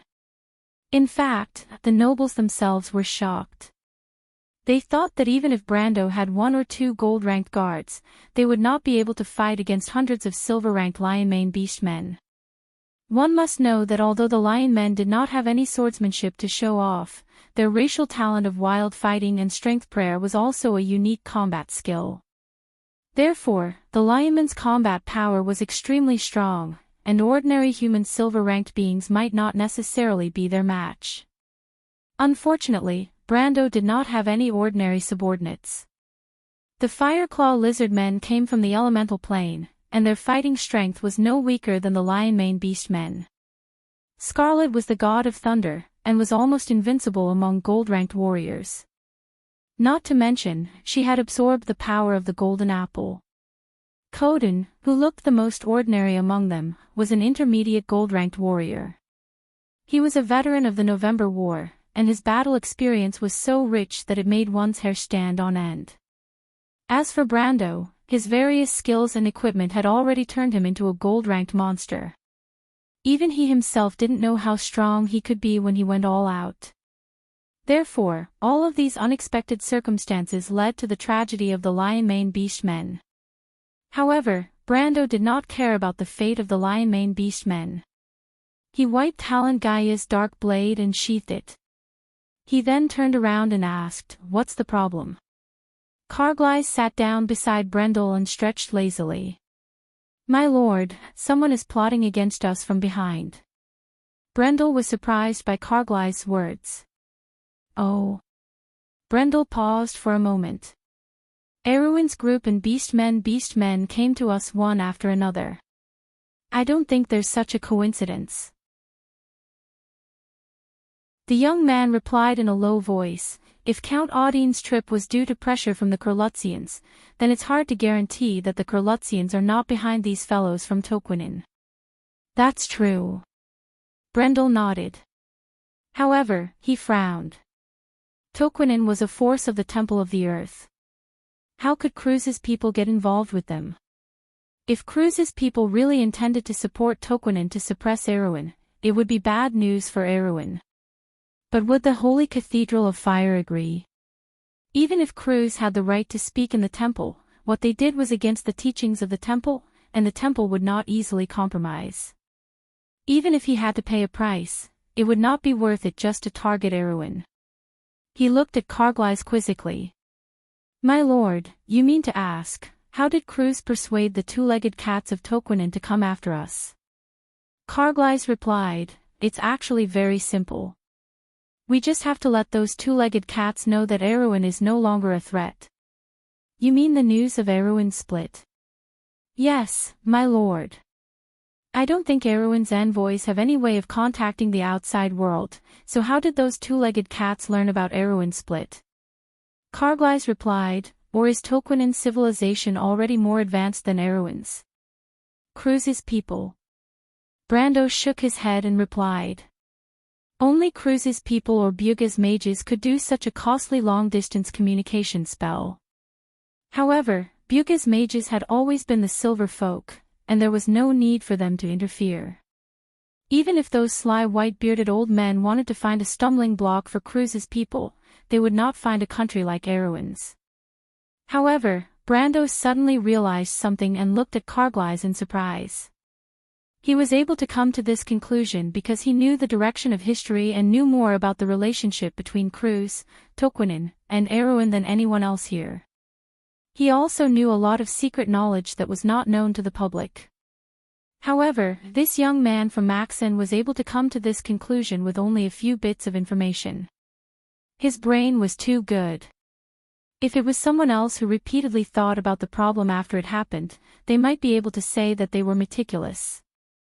However, this young man had clearly just defeated the Toquinen lion beastmen and already found traces of Cruz's people behind the scenes.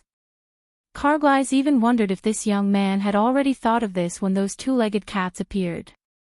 Even though Lord Maxen is just an ordinary lord, his son is not an ordinary person. Brendel suddenly felt that it was a wise decision to recruit him.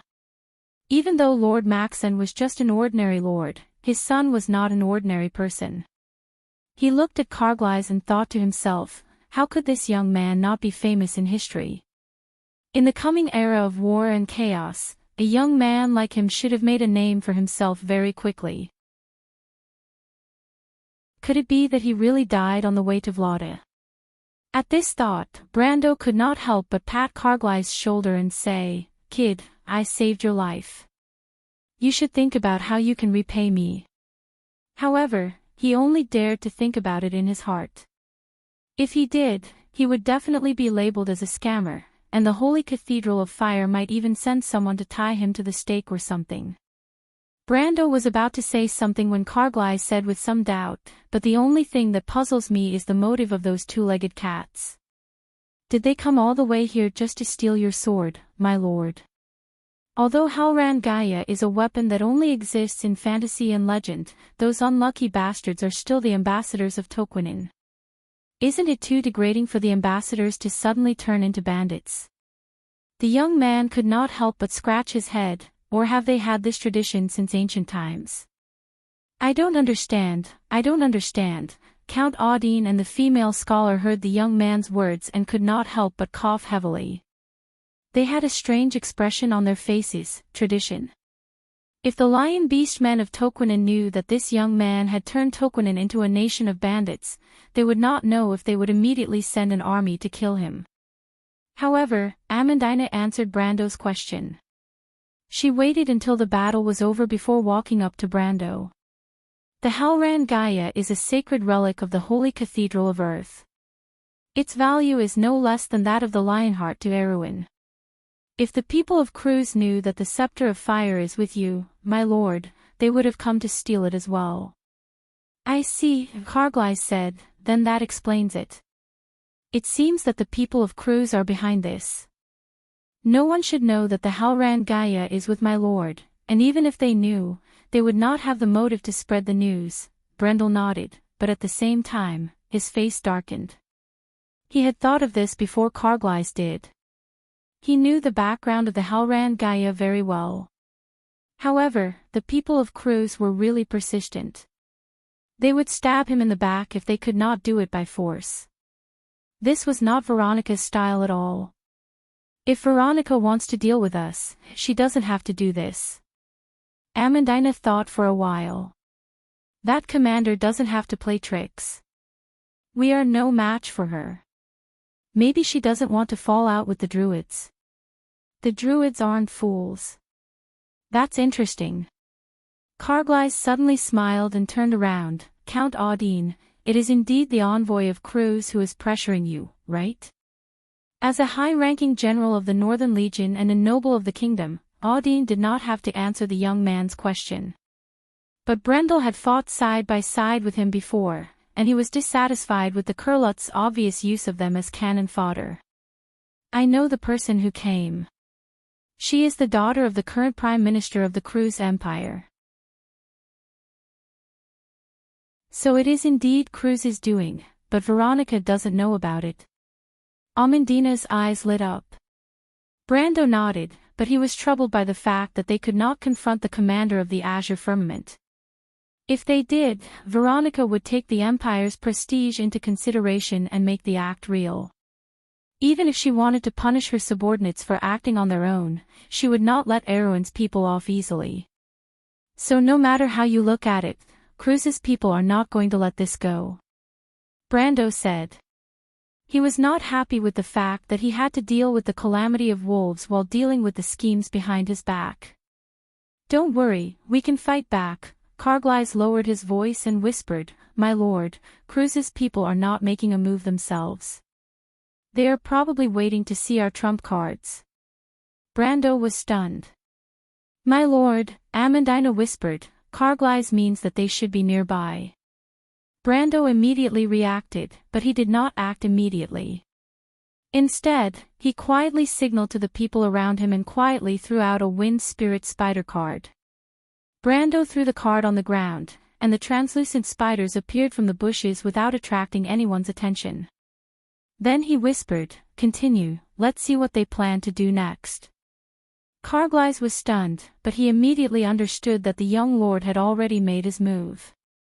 The young man smiled as if he wanted to see the world in chaos. Since they want to see where our bottom line is, they will naturally raise their cards again and again, but as for a stronger force. The Holy Cathedral of Fire, Amandina replied, Cruz's people have the right to speak in the Holy Cathedral of Fire.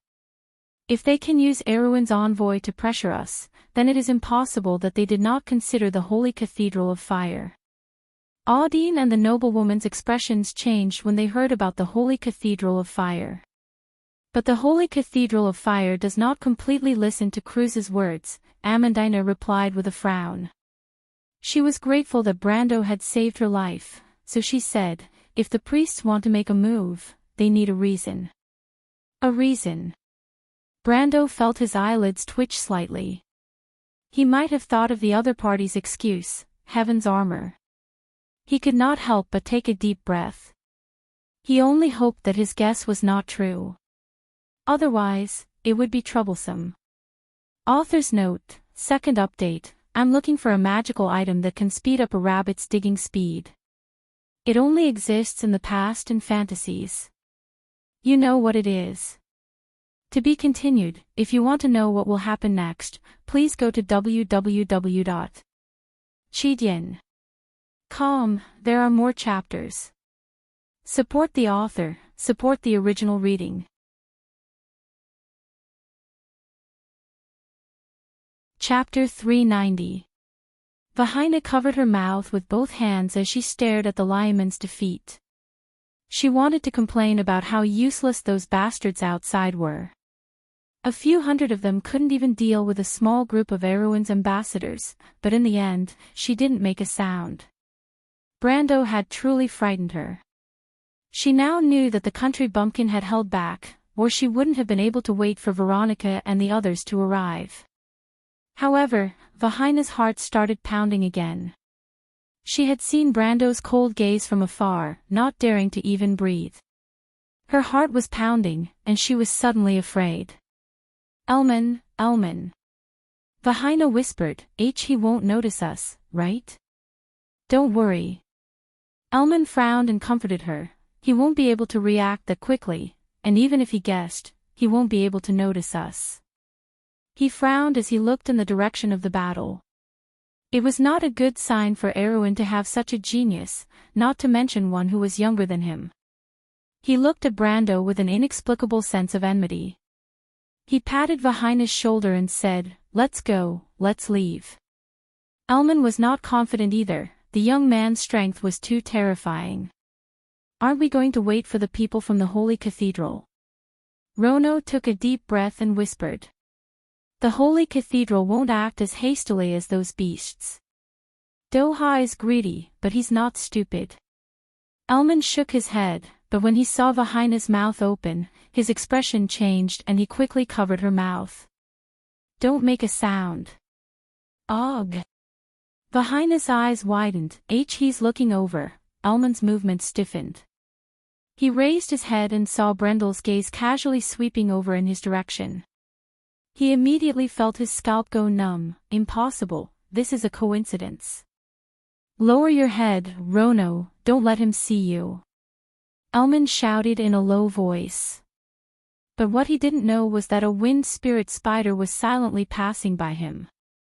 Brando turned around and saw the wind spirit spider behind the three Cruz nobles. When the wind spirit spider stopped, his gaze also stopped. He found out. Vahina struggled in Elman's arms, her face pale with fright. "Don't be rash, Vahina." Brando tilted his head, and half of his face turned a soft gold against the light of the bonfire. He just glanced at the depths of the forest, then shook his head slightly and slowly pulled out Halran Gaia. The edge of the black blade reflected a hint of golden light. Seeing this, Viscount Elman finally realized something and his expression changed. "Run." Brando didn't say a word about the panic of Cruz's noble heirs. At this moment, his left hand had completely pulled out Halran Gaia. The white whirlwind created by the white raven sword style immediately gathered on Halran Gaia. He then passed the Halran Gaia to his right hand, gripped the hilt tightly and pointed forward. His eyes reflected a cold light. In this cold light, the three Kurlutz nobles who were running away were reflected in his cold eyes. Brando pulled back his sword and swung it backward. One strike. It was as fast as lightning. A white sword aura emerged from the blade of the Halran Gaia with a sharp howl. The majestic white sword aura instantly spread out from the blade of the Halran Gaia, as though a pair of white wings had spread out. The wings moved forward. A white cyclone separated the air from both sides, and the wind pressure swept through half of the forest in an instant. The trees fell forward layer by layer, and a roar like that of a giant beast's awakening echoed in the night sky. It was the sound of the wind under the night sky. At that moment, the adventurers, envoys, mercenaries, and druids who gathered near and far in the forest subconsciously looked up. Veronica was discussing the next plan with her officers, but when she heard the distant sound, her expression changed. She immediately looked up from the map in front of her. The wizard in the silver robe put down the crystal ball in his hand and looked up. He looked in that direction. The roar shook the entire forest. With the black night sky as the background, a huge, indescribable white cyclone swept through the forest in the north. It was like the dorsal fin of an ancient shark that swept through half of the forest. Then, it gradually dissipated into the air. White raven sword style. "That's the little guy, what happened over there?" Veronica's expression suddenly changed. She turned to her officers and asked sternly, "Where are Vahina, Rono, and Elman?" Delphian, who was sitting at the side, also changed her expression. The daughter of the Prime Minister lost all color in her face. Delphian. Veronica saw the problem at a glance. Did they go over there? The long-haired girl shook her head subconsciously, but when she saw Veronica's stern gaze, she froze and nodded with difficulty. Veronica's expression darkened. She walked up to Delphian and asked, "What do you know?" She nodded again. Asterisk smack. Asterisk a loud slap rang out. Veronica took a deep breath and looked at the long-haired girl who was holding her face as she fell to the ground. "Why didn't you tell me?" Delphian covered her face. Blood flowed from the corner of her mouth and dripped down her white wrist. The crimson blood was as dazzling as an agate in the snow. The girl lowered her head and did not say a word. "I'll tell you later." Veronica snorted coldly. She was extremely worried that Brando would kill Elman, Vahina, and Rono. If that happened, Cruz might really start a war with Erwin. Although she threatened Brando with war, she knew that it was not the right time for the Empire to be involved in a war. Especially a war with Erwin. "Line up." Veronica glanced at the others coldly. "Follow me." Brando did have the chance to kill Elman, Vahina, and the black-haired young war alchemist. When he attacked, Audine and the noble female scholar did not even react in time. However, when they saw the three young men running around on the other side of the forest, their expressions changed instantly. Of course, they knew who they were. Austin wanted to stop Brando, but it was too late. When he saw the terrifying blade aura coming out from the young lord's blade, he froze. His hands and feet turned cold. It's over. Although Austin was an experienced general, there was only one thought left in his mind. He could not imagine what would happen if Elman, Vahina, and Rono were killed by Brando. War was not a big deal. Erwin would definitely suffer Cruz's wrath. At the same time, the three young men had the same thought. Vahina was so frightened that she sat down on the ground and even forgot to cry. She only stared at the blade aura coming towards her. Elman's mind went blank. He immediately left Vahina behind and pushed Rono away, trying to get him to shield him from the attack. But when he turned around, he bumped into a black pine tree. The black-haired young man was also thrown to the ground. Then, the white sword chi brushed past their bodies and brushed past them. Swish! Elman's sword belt, Rono's cloak, and Vahina's shawl were cut in half and fell to the ground. The three young nobles were so shocked that they did not move for a long time. A 10-feet-wide path was cleaved through the forest by Brendel. Wherever the sword wind passed, there was no vegetation left, and the thick tree trunks were directly split in half. Vahina knelt on the ground without moving. She waited for a long time before letting go of her hands covering her eyes. She looked up and saw Erwin slowly walking towards her with a cold expression. Brando raised his sword and slid it across Elman, Rono, and her neck. He did not say a word, but the cold aura of the blade aura caused everyone to shrink back slightly. "You won't be so lucky next time." Brando said, "The next time I see you, your heads won't be on your necks anymore." Elman and the black-haired young alchemist did not say a word, or perhaps they were completely frightened. As for Vahina, she did not dare to refute this time, only kneeling on the ground and trembling. Brando looked at them. He was not crazy enough to drag Erwin into the war with Cruz. However, he knew that as long as he did not lose his mind, the possibility of that happening was very small. Erwin was currently troubled by both internal and external problems, but the Cruz Empire was not going to have a smooth sailing either. The era of war and chaos was still a few years away. However, letting these people stab him in the back was not in line with his personality. The best way to deal with these spoiled brats was to scare them. Only a threat to their lives could make them feel fear from the bottom of their hearts. But Brando's real goal was not to kill them. In fact, he did not want to kill them, but to save their lives.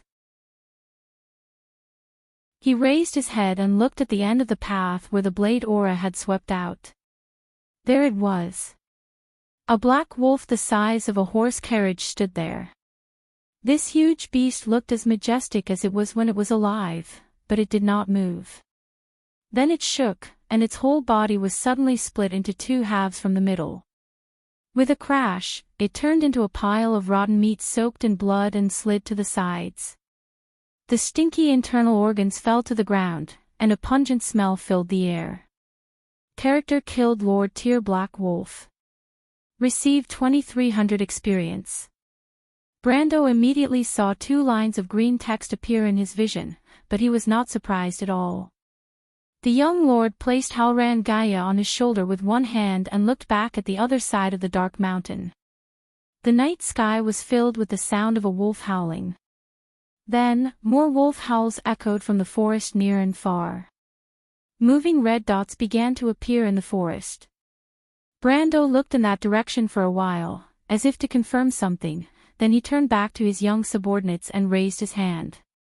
It's coming. Prepare for battle. P.S. Like the rise of the moon, the first outbreak will last for several long nights. The monthly votes will howl and run wildly under the moon, as if indicating the arrival of a disaster.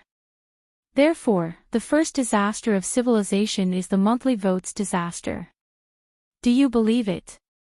To be continued. If you want to know the future, please go to www.chidian.com, support the author, support the original reading.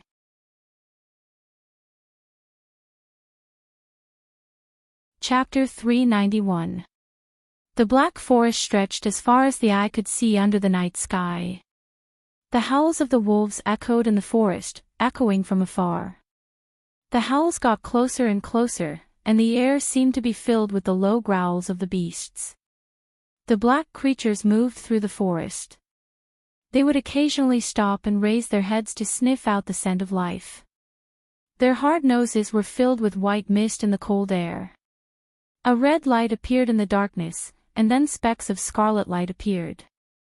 The specks of light were densely packed together, like an endless ocean. The youths sucked in a breath of cold air, and the faces of the Awi nobles who did not manage to leave in time changed. Prepare for battle. Count Audi knew that they could not escape in this situation. The general made a prompt decision and ordered his knight subordinates. At this time, the young men under Brando were already in formation. Maintain the formation. Someone shouted. Brando turned around and saw that the leaders of the groups were maintaining the formation. Most of the young men looked pale, but the leaders were doing well. Although they were not calm, they were at least calm. Use the spears first. Coden shouted beside the young men, quick, pick up the spears. A phalanx of spears appeared in the open space. Level the spears. Level them. Spread out the formation. The shouts of the team leaders rose one after another. The spears were slowly leveled. The sharp edges of the spears reflected the golden light of the bonfire and flashed slightly, as if the tip of the spears had extended forward. The wolves stopped and stopped moving forward. The sea of red dots suddenly calmed down. They want to test us. Coden raised his sword and inspected the formation of the youths before he walked back and said. Brando nodded and threw a red light at Coden, catch. The old swordsman was shocked and caught the red light. He opened his hand and saw a test tube with a seal on it. It was filled with a blood-red liquid that emitted a fluorescent light. Drink it. What is this? Dragon strength potion, Brando replied. Coden picked up the bottle with his thumb and index finger and shook it. I've used this before. It's only effective the first time, right? You think that crappy stuff made from dragon blood moss that you took is worthy of being called a dragon power potion? It's more like the bull strength potion. Drink it, I'll let you experience the true power of the dragon strength potion. Brando replied disdainfully. The bottle he threw at Coden was made from real dragon blood. The material used was the pseudo-dragon blood he bought from the Green Tower. Although it was not as good as real dragon blood, it was still better than the blood of the five-headed lizard. Brendel used the wyvern's blood to create 100 high-grade potions. Other than the ones he gave to the youths, there were more than enough potions for each of his subordinates. It was a pity that the cards were not affected by external items, and he could not use any items or potions outside of the cards.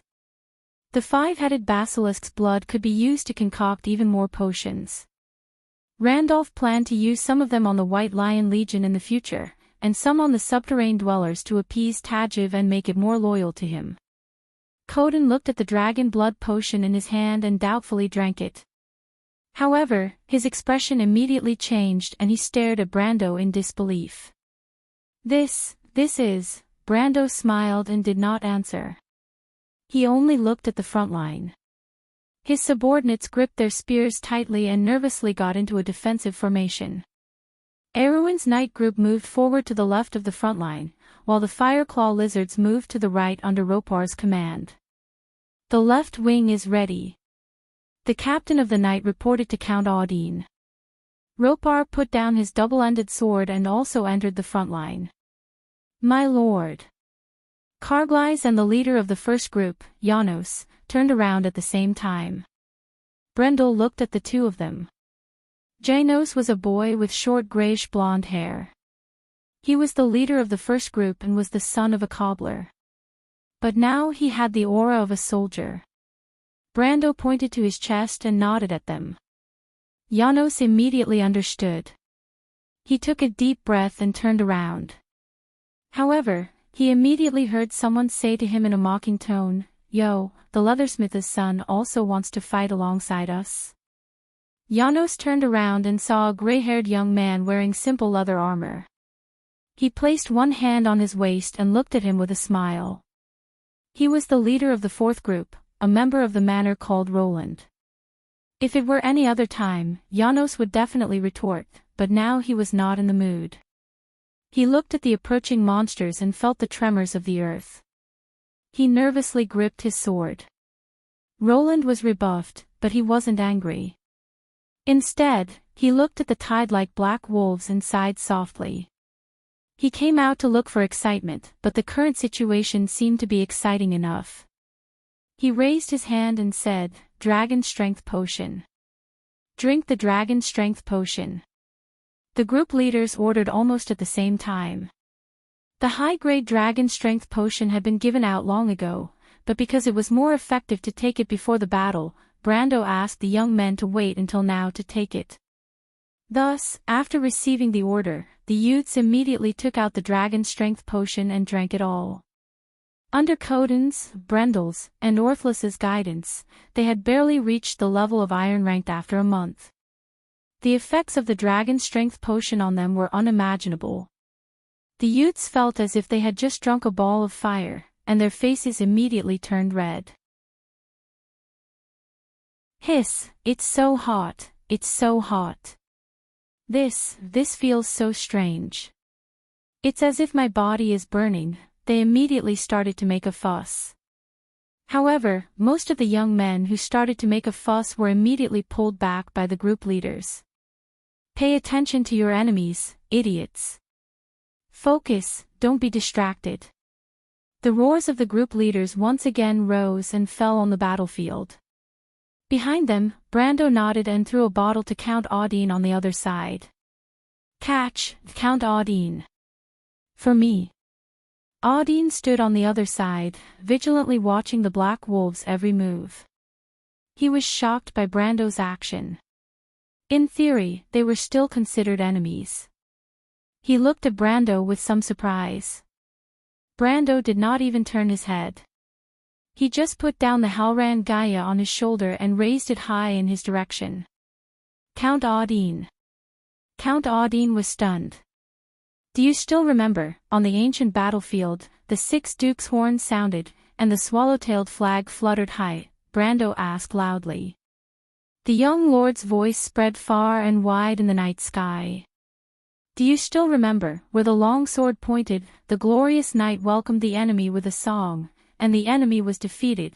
Brando turned his head and smiled at him.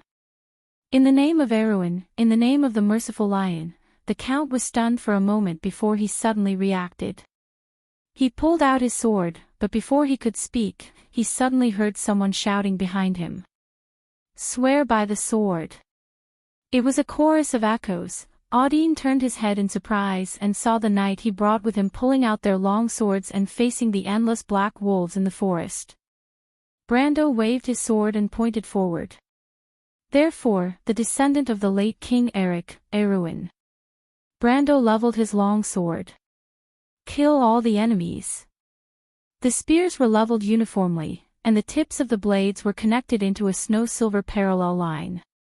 In the forest, a howl came from afar. The black wolves finally began to move. The tide of monsters was like a rolling black carpet. Their scarlet eyes moved forward and then fell behind. The ground finally shook. They leaped out of the forest, and what they saw was a long wall formed by the human knight. More than a dozen wolves leaped to a higher place nearby. They raised their heads and let out a long howl. The howl was high at first, and then it became low. Countless black wolves rushed up from both sides with their howls, like countless torrents rushing towards the humans. Then, the black monster collided with the human in white armor. The long spear pierced through one black wolf, two black wolves, and several black wolves together. Black blood flowed down the long spear shaft. The huge impact made the spear shaft creak as it couldn't bear the heavy burden. The young men and the knights were forced to step back. Then there was a cracking sound, and the spears were broken. Sword! The young men immediately changed to their long swords. The front line was in chaos for a moment. Brando also put down his sword, and the green light net on his retina was weaving out pieces of numbers that flowed down like a waterfall. It was EXP. Although it was only 1 or 2 points, but in just a moment, the total amount of EXP increased by more than 100 or 200. Brando took a breath, and then he took out a bottle of dragon blood potion and drank it. The slippery dragon blood entered his mouth, and he immediately felt as if his body was burning. It was not burning, but there was a dry feeling. And just as this feeling was produced, the green light net on his retina immediately changed and weaved a few lines of small words: strength plus 25, dexterity plus 10, constitution plus 20. Potential 10%. The advanced dragon strength potion increased his stats by about 20%, but this was because his level was higher. If his subordinates took the potion, the increase would be at least a few 100%. Coden's increase would be even lower, but for an intermediate gold rank, even a few % increase would be very impressive. As for potential, it was actually the potion that did not have any effect directly. The potion would remain in the body and slowly transform it, but most of it would be expelled through the circulatory system. However, if one consumed the potion and immediately consumed the remaining potency in battle, the benefits obtained would be much greater. Therefore, Brando swung his wrist and looked at the endless black wolves in front of him. He thought that it was indeed time to farm some EXP. Oh, no. It was time for him to exercise his muscles and bones. Brando looked forward and snapped his fingers. Holy sword, open the way. A pair of huge green transparent wings that almost spanned the entire battlefield opened behind him. P.S. This is the first update of the day. Why would I say that this is the first update of the day? Strange, to be continued. If you want to know what will happen next, please go to www.cheatyin.com to read more chapters. Support the author, support the original reading.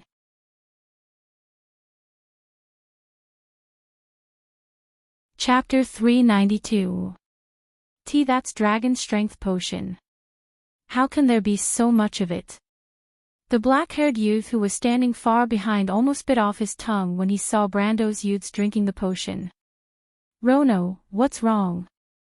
The young lady of the flower domain seemed to have just recovered from her shock. She asked in a low voice, as if any louder voice would attract the attention of the ferocious Arrowin country bumpkin. He treats the dragon strength potion like plain water. Rono said with disappointment, it would be better if he used it on a more talented knight.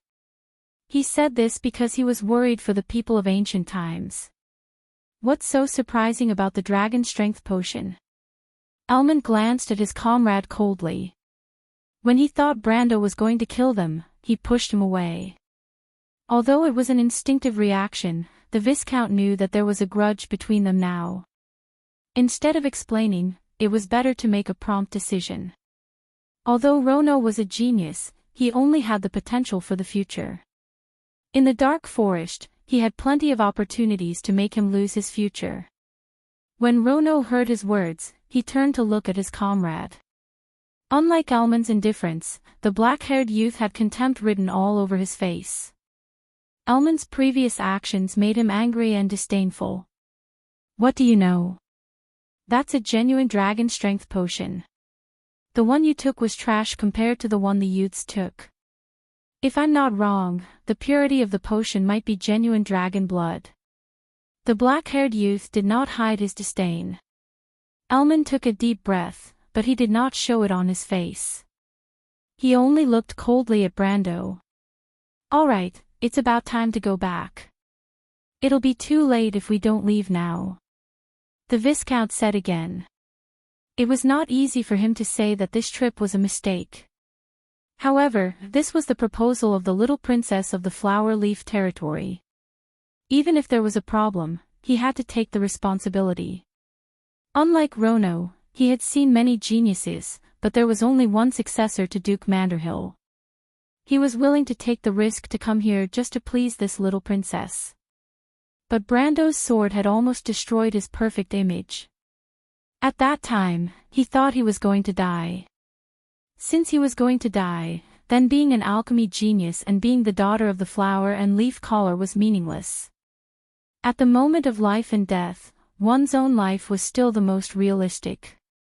However, he didn't expect that the damned Arrowin would only give them a warning. Elman took a deep breath with a cold expression. Fortunately, the young lady was too scared to notice anything. Although Rono had a grudge with him, he wasn't the kind of person who liked to gossip. However, Viscount Elman still felt uneasy that his weakness had fallen into someone else's hands. He looked at Rono as if he was looking at a corpse. Look over there. Vahina yelled. Everyone felt a faint light under the night sky. A pair of huge green transparent wings that almost spanned the entire battlefield opened up. However, those weren't wings made of light. Instead, they were miniature magic arrays. The wind spirit spiders appeared in the air one after another, each holding a golden holy sword. The light wings turned golden in an instant. Everyone sucked in a breath of cold air. Although this wasn't the first time some of them had seen this scene, under the night sky, there were countless sparkling golden holy swords hanging upside down in the sky. Compared to the spectacular display during the day, it was even more fantastical. Count Audine raised his head, almost petrified. The Arrowin nobles behind him were even more shocked. What was this? Was this a spell? Their gazes fell from the huge screen of light in the sky to Brando. Was this a spell from that young man? But wasn't that young noble a gold-ranked swordsman? This wasn't a spell from a magic swordsman. Or was he a spellcaster? Brando didn't care about other people's gazes, or perhaps he was already used to it. He only pursed his lips and pointed Halran Gaia forward. Lower your heads. Lower your heads. His lordship has begun his attack. The group leaders understood and immediately shouted. On the other hand, the knight on the side was slightly stunned. They subconsciously turned their heads and saw a dazzling light in the sky. The white light was so dazzling that everyone squinted their eyes. Then, a beam of light pierced through the sky. The beam of light pierced straight down, like a sharp sword piercing through the body of a black wolf. A single black wolf had the strength of a peak dark iron, but under the attack of the holy sword, the defense of a peak dark iron was as weak as a piece of paper. The beam of light first burned through the black wolf's fur, and then turned its innards into ashes. The black wolf was still pouncing forward, but with a poochie, it exploded into a pile of broken cotton in midair, turning into ashes that fluttered and drifted down. Following that, more beams of light rained down. Some of them brushed past the heads of the knights, and the terrifying power caused everyone to shrink back in fear. But the black wolves that were targeted by the beams of light were not so lucky. Almost every time a beam of light flashed, it would take away the lives of 2 or 3 black wolves. Brando commanded the dragoons to sweep across the front of the formation 2 or 3 times. It was as if a golden hand plowed through the tide of black wolves 2 or 3 times. The number of these monsters was reduced by more than half in an instant, and the first wave of attack of the black wolves collapsed instantly. Brando could get 7 or 8 EXP for each black wolf he killed, and this round of attack gave him nearly 300 EXP. As the attack of the black wolves weakened, the young men and the knights suddenly felt the pressure lifted. They immediately heard Brando shouting from behind, "Attack forward!" Austin was shocked. His original intention was to retreat while fighting, so that he could meet up with the main force of Erwin's envoy group, or at least retreat to the defensive line of the druids behind. "My lord!" he shouted. "Brando, Baron Abes," Brando replied. "Mr. Baron," Austin shouted, "we have to retreat. It's not safe in front." Brando smiled and pointed forward with his sword. "Erwin will never retreat." Austin was stunned. He thought that the young man had lost his mind. Although they had a large number of silver-ranked warriors under their command, in the face of the endless tide of wolves, they were just a stone in the sea. "My lord!" At this time, Dolent ran up from behind. Although he looked down on Brando at first, at least the latter had helped them teach those arrogant Toquenin beasts a lesson. This made him feel a little better about Brando. But Brando's decision was too shocking. There were only 20 or 30 of them. If Brando insisted on moving forward, they would have no choice but to follow Brando. Seeing the black wolves swarming out of the forest like a tidal wave, Dolent felt the ground trembling beneath his feet. It wasn't a good feeling at all. This wide and fat fellow endured the pain in his scalp and loudly advised, "Sir Baron, please calm down. If we go any further, we will all be torn to pieces." But Brando shook his head. "Count Dolent, you are wrong. We won't." He pointed to the right. "Look, our reinforcements are here." Dolent was startled. He quickly looked in that direction. In that direction, a small group of black wolves had bypassed their camp and tried to outflank them. But at this moment, they seemed to have been attacked head-on and were fleeing in panic.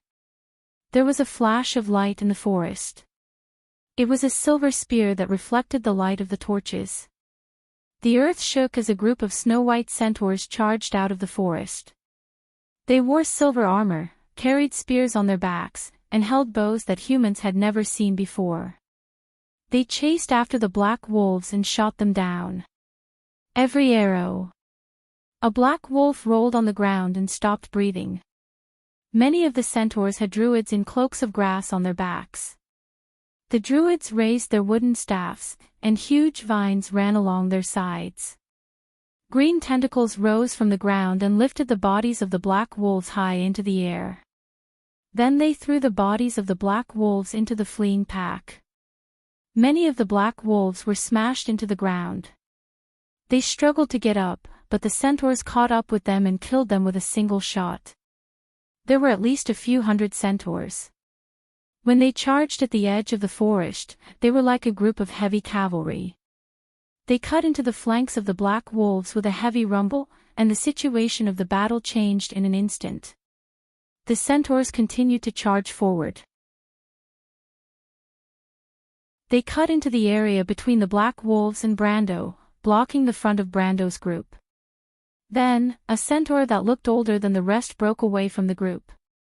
This centaur wore armor that was different from everyone else. It had a pair of horns that curved backwards on its shoulders, and an exquisite breastplate that fit its skin perfectly. The metal outlined its muscles. It held a spear in its hand and shouted in front of Brando. "Human, I am Wade. We have heard of the Druid Elder's suggestion. We will protect you from the first wave of the calamity of wolves." The Eruin nobles were shocked. They immediately turned around to look at Brando. They didn't know what kind of agreement this noble had reached with the Druids. "You agree?" Brando asked, "What about the tree sprites?"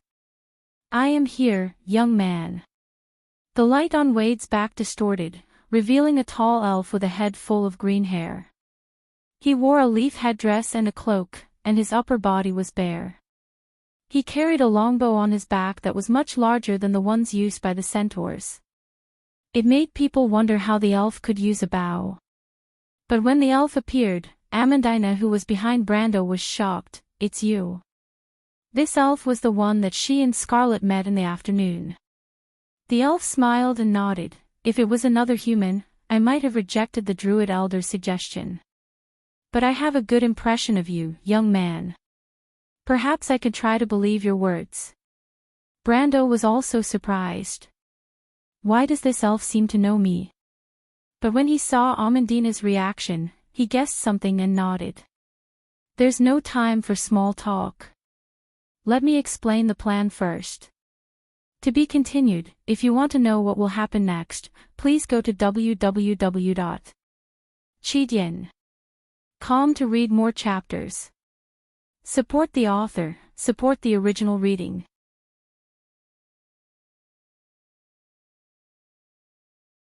Chapter 393.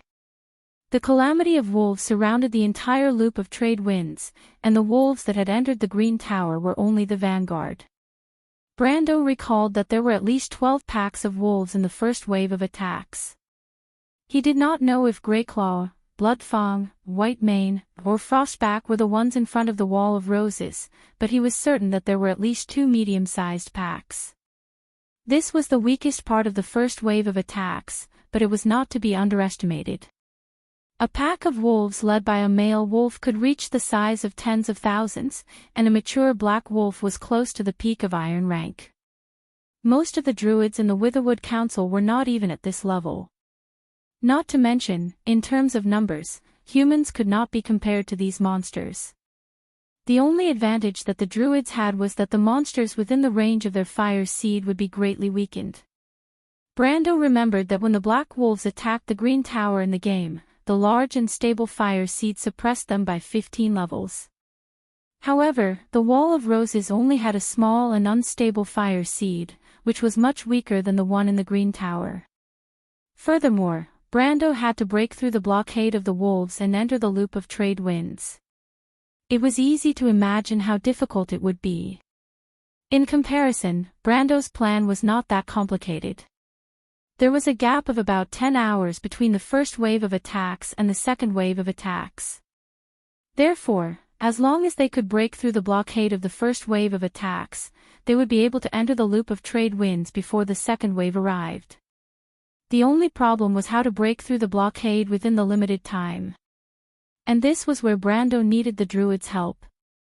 When Elder Widd led his subordinates to Brando's position in the south, the druids had already launched an attack on the Wall of Roses. It was as if a long horn had sounded in the forest in the middle of the night. Countless birds flapped their wings in the dark, attracting the attention of countless people.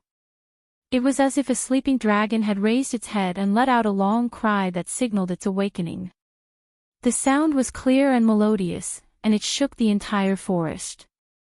In that direction, under the call of the horn, over 1,000 druids and tree elves surged out of the forest. These forest allies draped in cloaks of vegetation seemed to form a green defensive line, instantly blocking off the left flank of the black wolf pack that was surging like a tide in that direction. Then, hundreds of deadwood guards awakened from the dark forest under the druid's summons. These ancient trees that were a few stories tall stepped into the pack of wolves and lowered their bodies. Their huge palms could send the calf-sized black wolves flying with a single sweep. As soon as the 100 Deadwood Guardians entered the fray, the attacks of the black wolves came to a halt. Even the peak iron rank wolves could not withstand a single blow from the wrath of nature. Summoning the Deadwood Guard was a level 4 spell. Although the low-level Deadwood Guard was only a temporary existence, it still had the strength of a mid-silver. Although it was not comparable to the real ancient Treants, it was more than enough to deal with these black wolves. However, only the elites of the Druid Council could summon Deadwood Guardians. These elite druids had no intention of returning to the Green Tower alive. It was evident that the Druid Council had put in a lot of effort to support Brando's plan. However, the Deadwood Guardians were only meat shields, while the Tree Elf archers were killers. Tree elves were natural-born archers. Most legends mentioned this, but there was a difference between seeing it with one's own eyes and hearing it with one's own eyes. In the human world, a trained archer could only shoot 10 to 12 arrows per minute. Even with the aid of magic, it was difficult to reach 15 arrows per minute. However, in the society of the Tree Elves, even the most mediocre soldier could shoot at least 25 arrows per minute. Moreover, they used stronger longbows. Hundreds of Tree Elves could create a terrifying storm of arrows. Moreover, in order to deal with monsters in the forest, the elves used ironwood hunting arrows or conical arrows. These arrows were simply a disaster for monsters with low defense like black wolves. After 2 volleys of arrows, the left wing of the black wolves began to collapse, leaving behind a large number of corpses. However, the heavy blow to the left wing immediately attracted the attention of the alpha wolves in the pack. These alpha wolves whimpered to control their own pack while loudly calling out to inform the alpha wolves further away. Male wolves. For a moment, the howls of the wolves echoed throughout the battlefield. After a long whimper, the overlord hiding in the deepest part of the wolf pack finally raised its huge head. The druid's sudden attack had disrupted the attack of the wolf tide. The king of the wolf pack finally realized this and raised its head. It howled to the sky. A clear howl that was different from all the other wolf howls resounded throughout the battlefield. Looking down from the sky, the majestic wolf tide immediately began to turn under the leadership of hundreds of alpha wolves. They were originally going to cut into the wall of roses, but now they were like a huge spiral that began to slowly rotate. The situation of the battlefield changed. But while the druids attracted the attention of the alpha wolves, Brando was not idle. He immediately commanded the centaurs, tree elves, and his subordinates to kill a bloody path from the side of the wolf tide. He was followed by Erwin's envoys because Count Audine saw that persuading the so-called Lord of Abes was ineffective. He had no choice but to follow. It could not be helped. There were only 20 to 30 guards in their group. It was almost impossible for them to retreat back into the Wall of Roses defensive line. And it seemed that the centaurs and tree elves were not willing to escort them back. They realized that their title as Erwin's envoys was not enough to deter these barbarians. But what made them feel a little better was that at least Cruz's people did not get any benefits. But the tree elves and centaurs treated Brando with great respect. In fact, this was a euphemism because the centaur elder Wide and the tree elven leader, Quinn, only had a short discussion before they handed over the command to Brando. Count Dolant had wanted to go to the front of the group to ask Brando to send them back, but he was scared by a black wolf halfway and quickly retreated to the middle of the group. From then on, he did not say a word about this proposal. And at the front of the group, Brando's troubles were no less than the nobles. The centaur elder Wide led hundreds of centaurs to clear a path through the waves of black wolves. At first, the pressure was not great. According to Brando, the black wolves were nothing in front of the centaur elder. But as they approached the thorn ridge on the east side of the Wall of Roses, the situation gradually changed. "Look over there," Brando heard a squeaking voice behind him. He didn't need to look back to know that she was the daughter of the flower and leaf caller from the Curluts Empire. At least the 3 Curluts youths weren't stupid enough to follow them. Although it was a little awkward, at least they could save their lives. Brando looked in the direction Vahina was pointing and raised his eyebrows. He thought that the young lady was making a fuss over nothing, but he did not expect to see something worth paying attention to. He saw a dense pack of black wolves in the north. A few giant wolves were clearly taller than the other black wolves around them. They were charging towards them with their pack.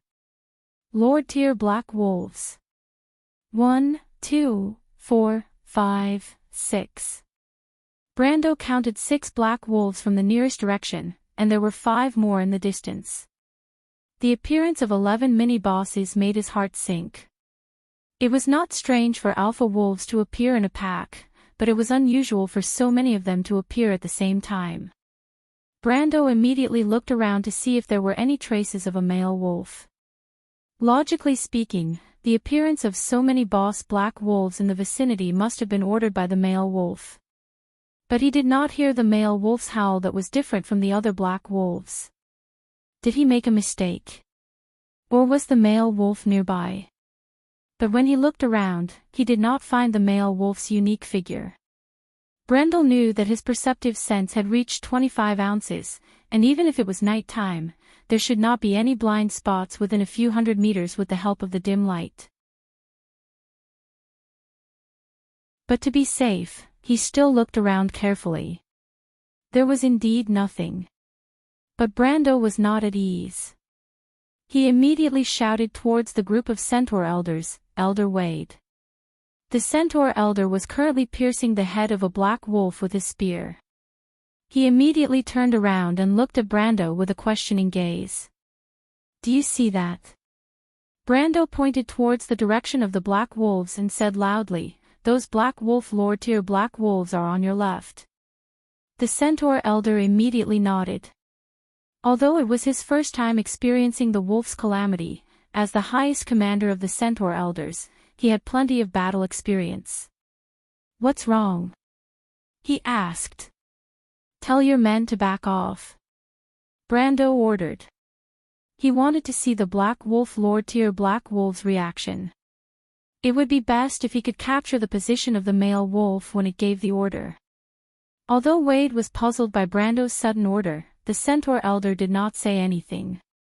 He immediately blew a whistle, and the hundreds of centaurs immediately changed their formation and moved closer to Brando's side. The young men under Brando couldn't help but sigh when they saw this scene. It was their first time on the battlefield, but they were still greatly shocked by the tree elves and centaurs that only existed in legends.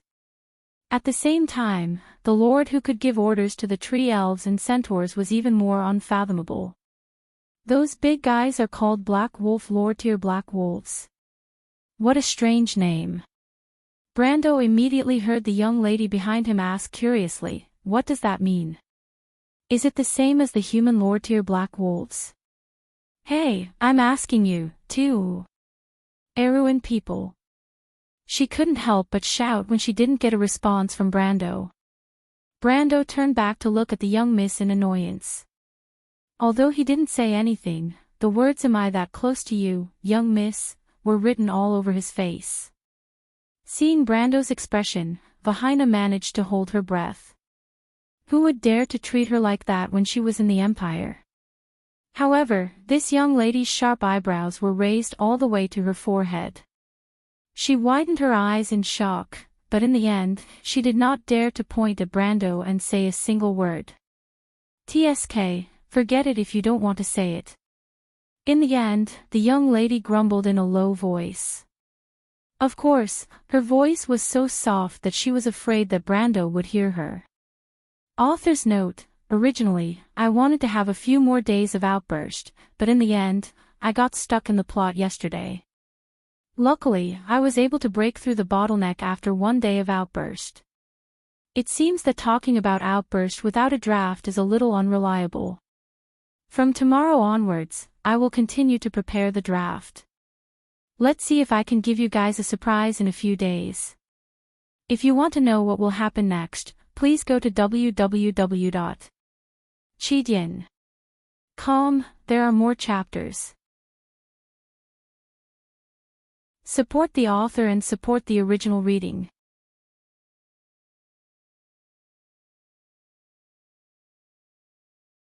Chapter 394.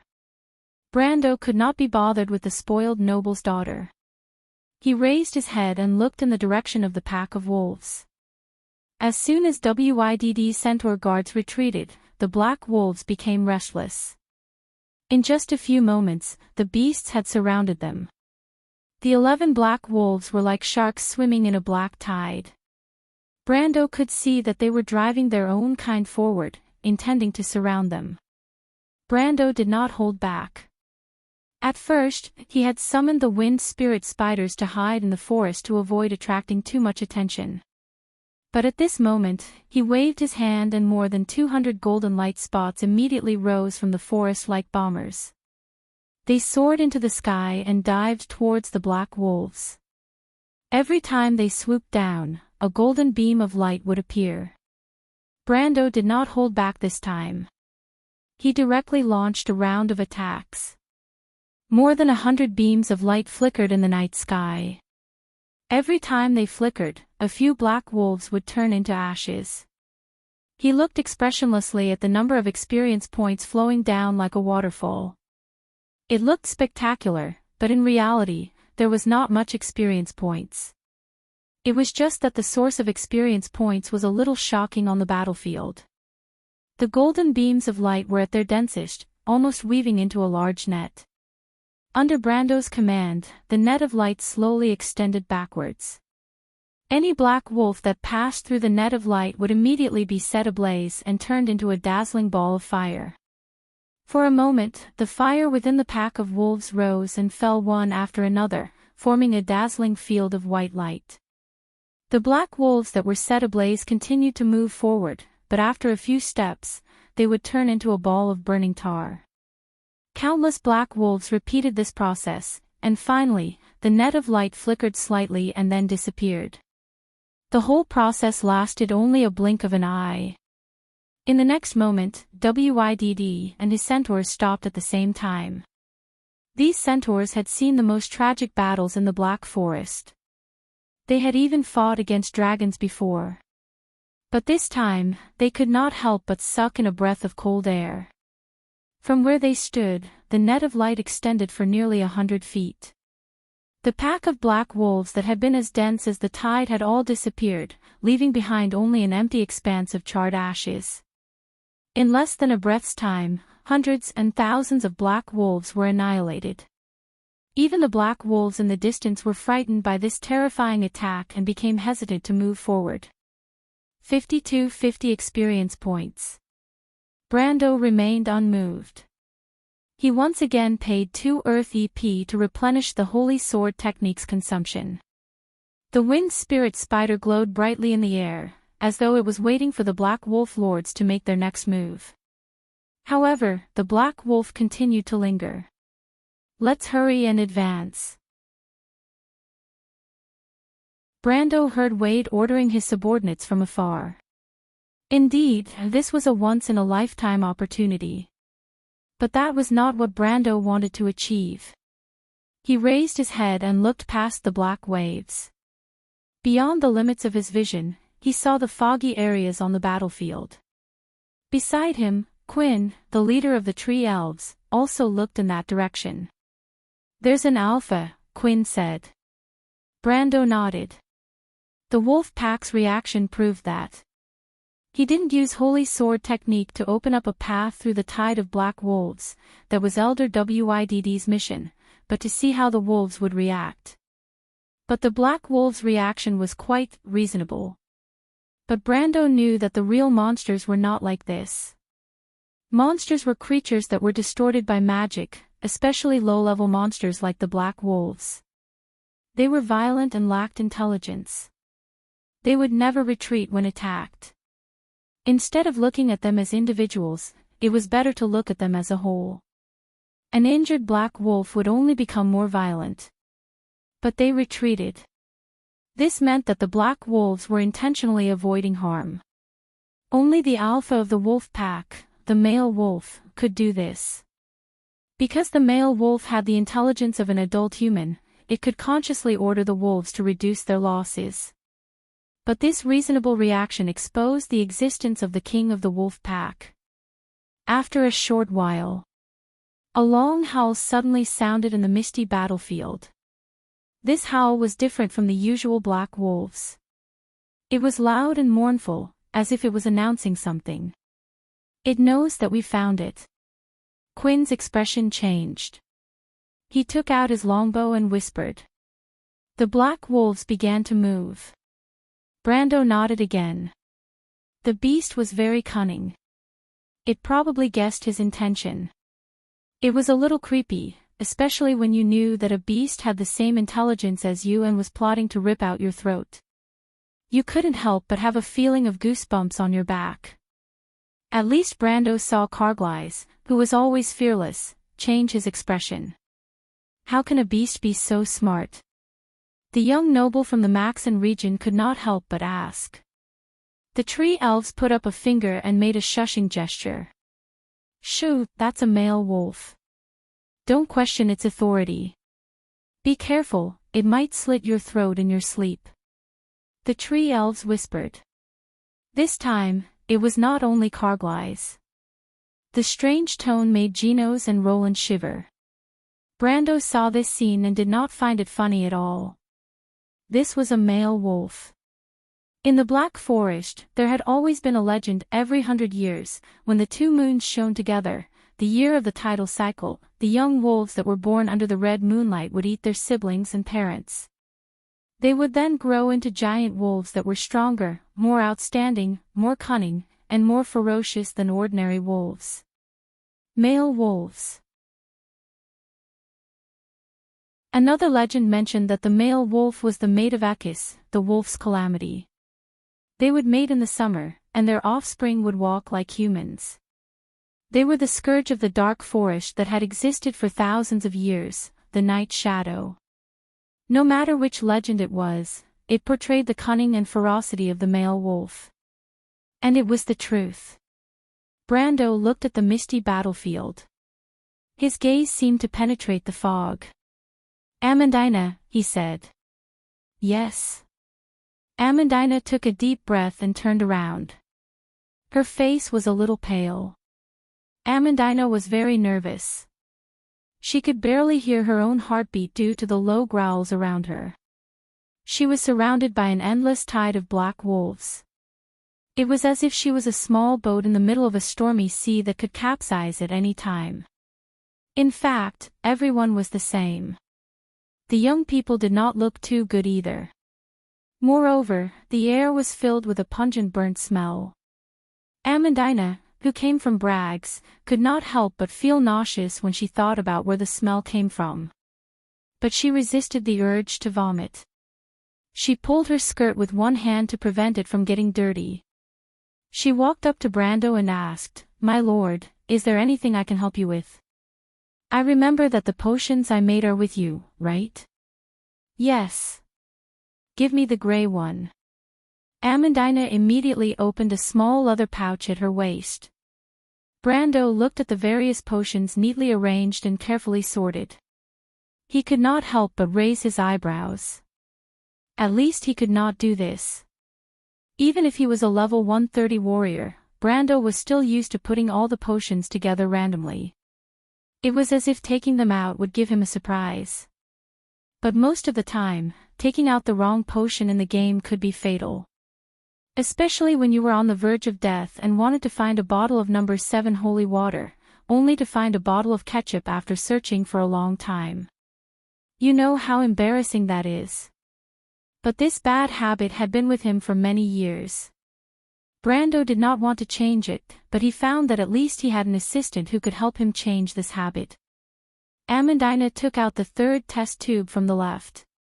The whole process took less than a second, and the potion was handed to Brando. "Amandina." Brando took the potion and could not help but call out. "Yes." Amandina was slightly surprised. Compared to Tia, he replied, unplugging the cork from the test tube. You and Pharaoh are more like sisters. But who is the elder and who is the younger? Amandina glared at him, but did not forget to close the pouch carefully.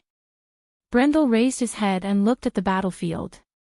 The fog seemed to have thickened, and there seemed to be an endless number of beasts with blood-red eyes surging out from the fog. They were closing in again, and the situation on the battlefield was changing. Could it be that this pack of wolves is the Misthowler? Brando knew that every male wolf had a unique name and had a unique ability. Legend has it that the howling male wolf could travel through the fog and take away the lives of travelers who had lost their way in the white fog. He frowned. Nature-type male wolves were the most difficult to deal with.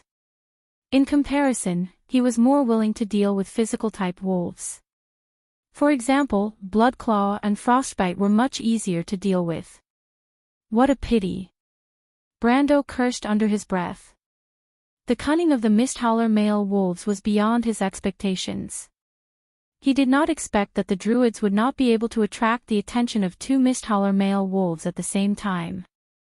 It was difficult for his party to deal with just one Misthowler male wolf. It was a Misthowler male wolf. It was a monster that had awakened its element power. The fog was getting thicker, and Brando was not the only one who noticed it. The youths stopped talking as the strange changes in their surroundings made them nervous. Erwin's party had also gotten closer, and Brando could see the knights in green armor approaching them through the fog. He raised his head and drank the murky gray liquid in the test tube. It was an eagle's eye potion that could increase perception and vision by 20 ounces for an hour. The ingredients were giant eagle feather and magic fern. These two ingredients were as expensive as cabbages in the Green Tower, but the potion itself was very useful, so Brando had made a lot of it. Brando drank the potion and immediately felt his vision become clear. It was as if the fog had become transparent. He turned his head and saw a shadow the size of a mountain in the north. Fuck, Brando cursed under his breath, that was fast. He immediately raised his hand and signaled everyone, especially the centaur elders in front of him, to slow down. There was no point in speeding up now. If they did not kill the Misthowler male wolf, none of them would have a chance. The surroundings became eerily quiet. Then, an abrupt scream broke the brief silence. It was the scream of a human before they died. P.S. Second update. Rumor, it is said that a certain king of traps has resumed publication, ha ha ha.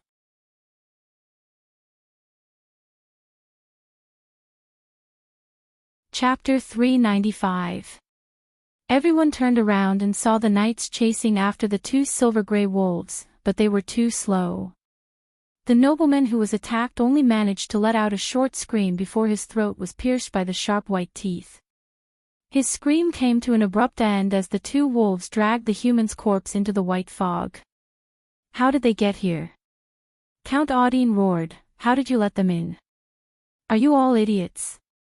A cripple. A direct descendant of the Misthowler. Brendel watched as the nobleman kicked his feet and disappeared into the mist. His eyelids twitched slightly. It really is that guy. He immediately waved his hand and shouted, everyone, stay close. Those bastards are invisible in the fog. As soon as his voice trailed off, two streams of fog passed by the young man not far away. Be careful. Quinn raised his longbow and shot 3 arrows in that direction. 3 arrows, 2 from the front and 1 from the back, were like 3 silver lines in an instant. 2 blossoms of blood bloomed in the white fog. However, one of the arrows still missed its mark. The silver-gray wolf leaped to the side and pounced on a young man not far away. The monster's movements were shockingly fast. Before anyone could react, it had already bitten the young man's shoulder. With a scream, the wolf tore off half of the young man's body. The young man who was covered in blood widened his eyes as if he could not believe that he was dead. Quincy! The young man's companions immediately roared in anger. Seeing their companion die in front of them, they were instantly blinded by anger. They unsheathed their long swords and rushed forward to avenge their companion. But Brando was faster than them. Although he had expected that there would be casualties, it was impossible for him not to be enraged when he saw the young man he had personally groomed die in front of him. Brando immediately pointed in that direction. 10 beams of light pierced through the fog and punched a few holes in the body of the cripple. At the same time, with a thought, the net of light immediately formed an airtight net around everyone, forcing the invisible demons to stay far away. However, the knight and the centaur elders who were further away were not so lucky. Although the limpers were only silver-tier creatures, as long as they did not attack, they would not show themselves in the mist. That was why they were able to take advantage of the situation. What's more, once the demonic wolves launched an attack, there would be many of them working together. Even if they were slightly stronger than the demonic wolves, they would still suffer a great loss. More than half of the knights were killed in an instant, and the centaur elders also lost more than 10 men. Most of the people who were attacked were dragged to the ground, and then 2 or more limps pounced on them and dragged them into the fog in the blink of an eye. For a moment, shrill screams rose and fell one after another. The entire group seemed to have turned into a slaughterhouse in an instant. Looking around, one could see wild beasts fighting over human corpses that had been torn apart. Flesh and blood splattered everywhere. An intact soldier was dragged into a pack of wolves, and in the blink of an eye, only a pile of white bones was left. Amandina was so frightened that she held her breath, but she still stood by Brando's side. Even if her face was pale, the hand that was holding onto her leather pouch could not help but tremble slightly. Vahina, who was not far away, had lost all color in her beautiful face when compared to the calm noble's daughter. Fortunately, the black-haired alchemist still showed some of his true colors as a descendant of a Kurlutz noble. He used a few strange plants between himself and the flowing fog to protect the 3 of them. Even though Viscount Elmond's expression was a little ugly, he still pulled out his long sword and stood beside Vahina to protect her. Occasionally, he would force back the silver-gray demonic wolves that wanted to pounce on them. The 3 of them finally managed to hold their ground. When they looked up, they saw that the fog was getting thicker and thicker. It was obvious that the attack of the limpers was just the beginning.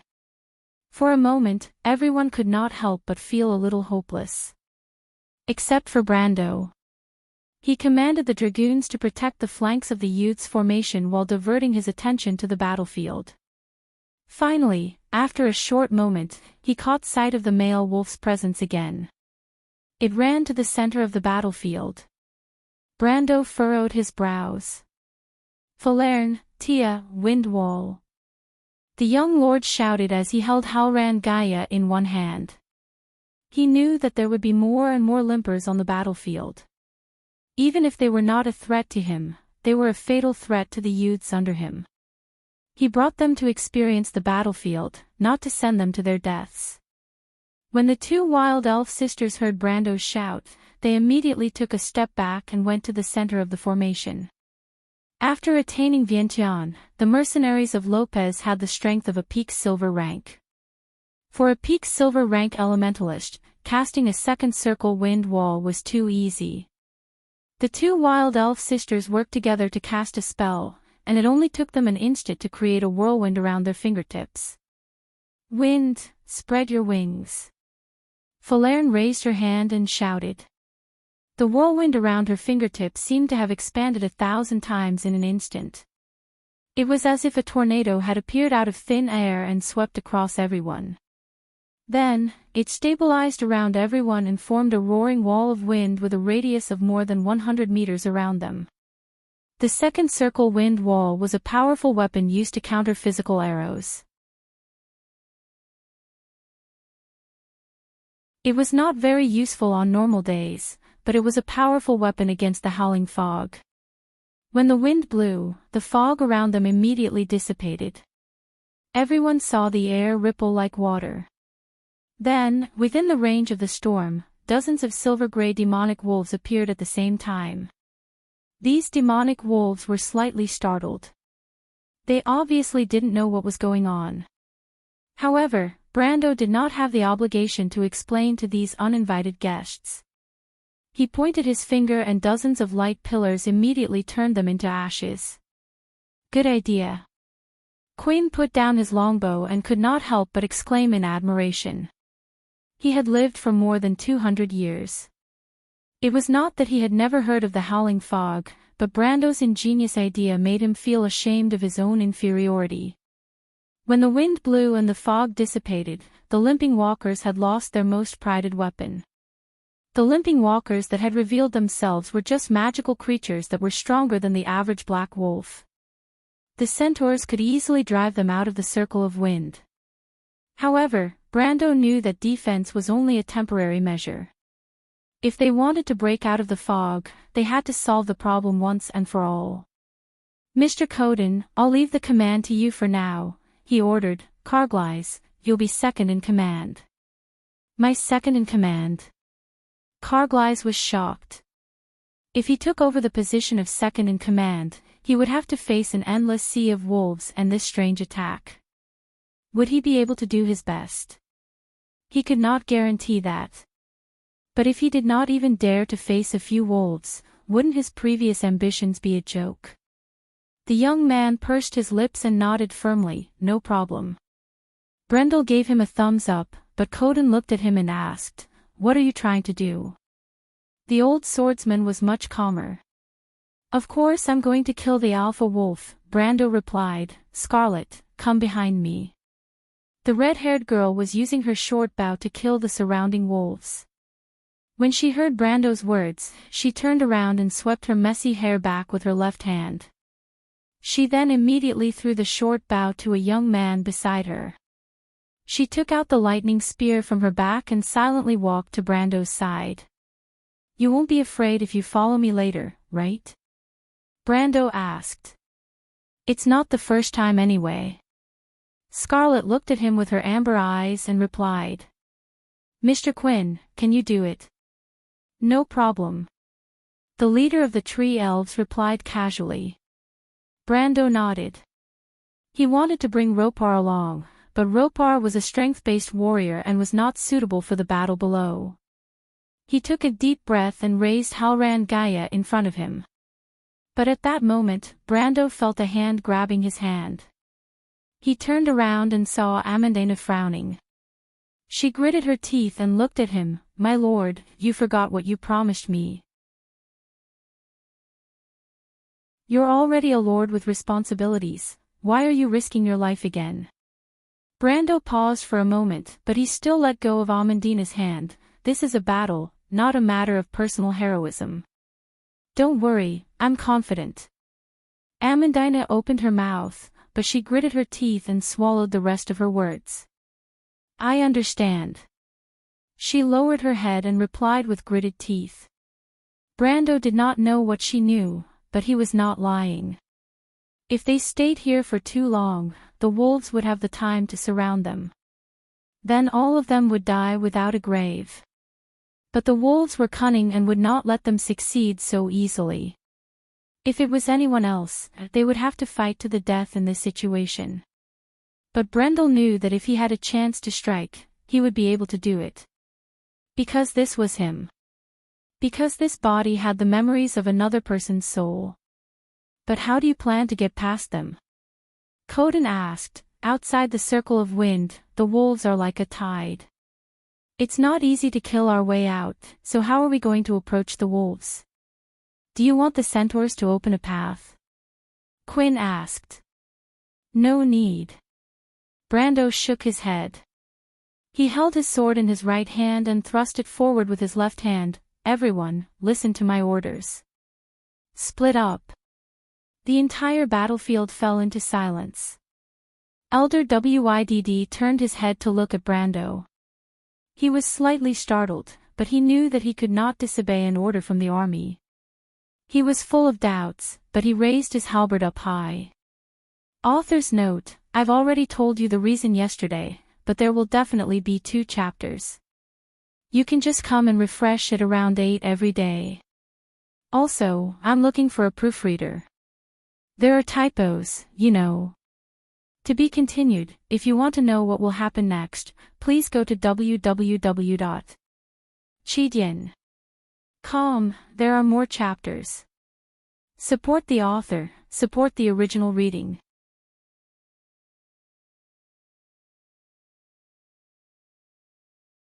Chapter 396.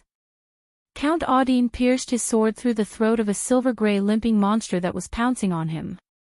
He then threw the monster's body far away. He did not bother to see if the monster would be eaten by its companions when it fell into the wolf tied outside, just like the rumors said. Count Dolent grabbed him by the shoulder and yelled, "Look over there. They've gone crazy." Austin was stunned. He turned around in confusion, but what he saw was this scene. The centaur commander raised his halberd high in the air.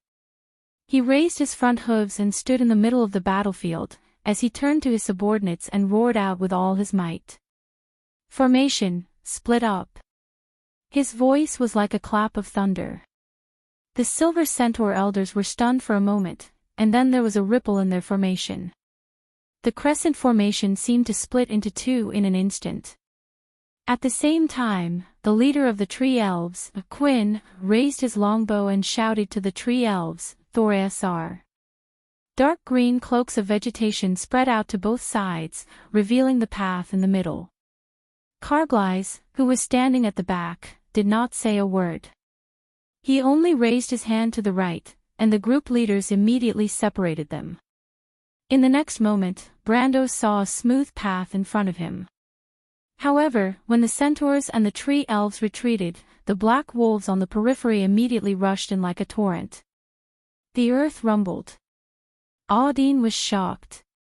He did not understand why the young man would do this. Was he not seeking his own death? Or was he trying to encircle Brendel? But the black wolves outside were endless.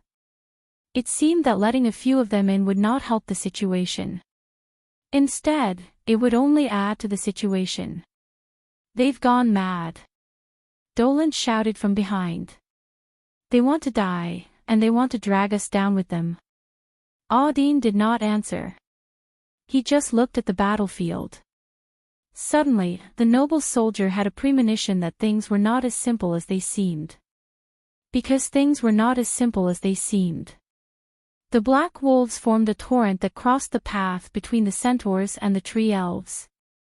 They were almost charging towards the youth who was behind them. The male wolf that commanded them clearly knew that this youth was the highest commander of this group. It wanted to kill Brando in one fell swoop. But Brando had the same idea. "Are you ready?" Brando stared at the black torrent and asked. "Yes, Chien," she replied. Quinn withdrew his longbow and nodded. The young lord retracted his left hand and gripped Halrand Gaia with both hands, then pointed at the black torrent that was sweeping towards him. 10 meters. The black wolves in the front row had already lowered their bodies and were ready to pounce. They bared their snow-white teeth and growled from the depths of their throats. Brando could almost see the undisguised madness and thirst for slaughter in those blood-red eyes. He exhaled. He raised his sword. Explosive power, head-on breakthrough, buff from the spirit crystal. Next was the white raven sword art. A terrifying tornado burst out from the sword, and the wind that shot up to the sky was as sharp as knives. Coden, Carglass, and Amandina immediately retreated. The black wolves were even worse off. They were already prepared to attack, but they had no choice but to retreat. Even so, the wind pressure still pulled them off the ground and threw them far away. Then, Brando raised the tornado and slashed downwards. This was the same sword he had used to kill the Toquinen lion beast man. But he did not use the white raven sword style at that time. Thus, he did not receive the buff from the 17+2 ranks of the military sword style. Thus, this attack could be said to be the combination of all the power that Brando had mastered over the past year. The huge wind pressure caused Halrand Gaia to shine and emit a dazzling white light. Everyone could not help but squint their eyes and stare with their mouths wide open at this terrifying attack. No, they should be looking at the tornado in Brando's hand that was gradually tilting, bit by bit, towards the ground. A flash of light. Everyone closed their eyes. Then, they could barely see the wind blades exploding in all directions. The black wolves that were at the front of the tornado were directly torn to pieces, and those that were further away were at least pulled up into the air. Their fur and bones were separated, and a rain of blood sprayed in the air. The wind pressure pushed forward, and the black tide that was rushing in was swept away by the sword like a reverse river. The wind blade swept across 100 meters in an instant, decapitating all the black wolves within range. The aftershock continued to move forward, and the black wolves within a few hundred meters were swept away. The shock wave even spread across half of the battlefield. Even the misty howler in the middle of the battlefield felt a chill run down its spine. It instinctively raised its head, wanting to see what kind of danger was causing it to feel uneasy. But it immediately saw the most shocking scene in its life. After Brando's sword slashed down, a sword scar that was almost a few meters wide was formed in front of him. He was almost completely exhausted at this moment. If it was an ordinary person, his strength and dexterity would have been reduced to less than half at this time.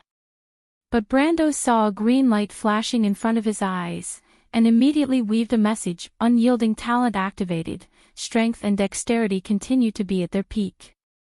Brando's body shook a little, and it took him almost 3 to 4 seconds to recover his breath. But he could not help but secretly complain in his heart after this sword slash. Because he had used all his strength, he still felt as if his hands did not exist. Even after a few seconds, they were still sore. But when he opened his eyes, he already saw that there was an unobstructed passage between him and the male wolf that was hiding in the pack. The only problem was that the passage had shrunk by half in a moment. The black wolves did not seem to care how many of their kind died under the sword slash just now. They immediately began to fill the empty space that Brando's sword had created. "Hurry up," Austin took a deep breath. This Count finally understood what Brando and the others were going to do. But in his opinion, this attack did not seem to be successful. Because almost in the few seconds that Brando recovered his breath, the wolves had occupied the passage again. Too slow. Austin could not help but sigh secretly. But Brando's attack was not over yet. He took a breath, then raised his left hand and roared, "Earth, give me a blade." Although he had used all his strength, the sound was still inaudible. But the effect caused by it made the male wolf that was watching this scene from afar almost turn around and run away. With a loud bang, the ground in front of Brando broke. The floor collapsed to the middle, and the two sides rose up high, the width of dozens of meters. The black wolves that had just rushed into this area could not dodge in time and were all pulled to the center by the huge force. Although they reacted in a moment and tried to escape to the sides, the power of nature was not something that a few monsters could resist. Only a series of continuous sounds could be heard. The ground sank down layer by layer, and countless black wolves were buried in the soil. The broken ground stretched forward until it was less than 10 meters in front of the misty howler. But before this cunning male wolf could react, Brando had already clenched his 5 open fingers. A rock tooth that was more than 20 meters tall suddenly protruded from the deep ground in front of Brando, and then a second, a third, and countless sharp teeth protruded out in succession. It was as if a man-made bridge was built between Brando and the male wolf in a moment. The whole process seemed to have gone through a long time, but in fact, it was only a flash. The misty howler was stunned for a moment before it realized what the human was going to do. It looked up at the towering bridge that protruded from the whole battlefield, and could not help but be slightly stunned. It then reacted and wanted to avoid it, but unfortunately, it was in this short period of time. It had already lost the chance to escape. Brando finally regained his breath after the Halran Gaia unleashed its power. He immediately shouted, "Come close to me." Quinn and Scarlet immediately reacted and approached him from the left and right. The weight of the two people was no pressure for Brando's current strength. He grabbed the two of them and instantly activated charge. With 900-ounce agility, a black line extended forward on the rock-tooth bridge. The black line undulated up and down, and in the blink of an eye, it traversed a distance of hundreds of meters. Then, Brando and the other two stopped in the air.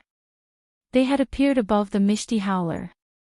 The Misty Howler raised its head and looked at the tiny human that appeared in its blood-red vision. At the same time, Brando, Quinn, and Scarlet also saw the giant wolf that was covered in gray fur. It was almost the same size as the five-headed snake lizard that they killed half a month ago. It only had one eye. Legend has it that the Misty Howler lost one of its eyes in a battle with a male wolf called Unicorn. The game designers recreated the scene very realistically, just like the giant wolf that appeared in front of Brando now. But Brando did not have much time to admire this terrifying monster. They had to end the battle quickly, before the other black wolves reacted and before the rock bridge collapsed. In other words, they had less than a minute to solve the problem. Scarlet, restrain it. Brando shouted, Mr. Quinn, cover me. As he said this, he was already like a meteor falling towards the male wolf. The Misty Howler howled. It did not like to participate in battles, but if there were humans who challenged its authority, it would not mind tearing their bodies apart. It looked at Brando's slow figure and swung its paw at him. Of course, Brando knew that his attack would not work. The male wolf was an elemental awakened monster and was at least 7 times more agile than him. He was probably not much faster than a snail in the eyes of the Misty Howler. When he saw the Misty Howler's shoulder move, he knew that it was going to reach him first. But he had already expected this. He stretched out his right hand and activated the ring of the Wind Empress on his index finger. A wind bullet was shot out. Although the seemingly sharp airflow was no different from a gentle breeze to the male wolf, the recoil from the airflow was enough to push Brando back, barely dodging the wolf's claws. But when the male wolf's attack failed, it immediately pounced on Brando again. The two actions of grabbing and pouncing were completed in the instant Brando landed on the ground. It was so fast that only a blurry white shadow could be seen. Brando was in mid-air and the ring of the Wind Empress was still on cooldown, so he could not dodge. It seemed that he was about to die in the wolf's mouth. To be continued. If you want to know what will happen next, please go to www.cheatyin.com to read more chapters. Support the author, support the original reading. You're tuning into the LoveLore Library YouTube channel. We're so grateful for your support and don't forget to subscribe to join us on this incredible journey through captivating stories. Your generosity through donations truly makes a world of difference, as it's the primary source of revenue that allows me to expand and enhance this channel for you. Thank you from the bottom of my heart for being a part of this adventure.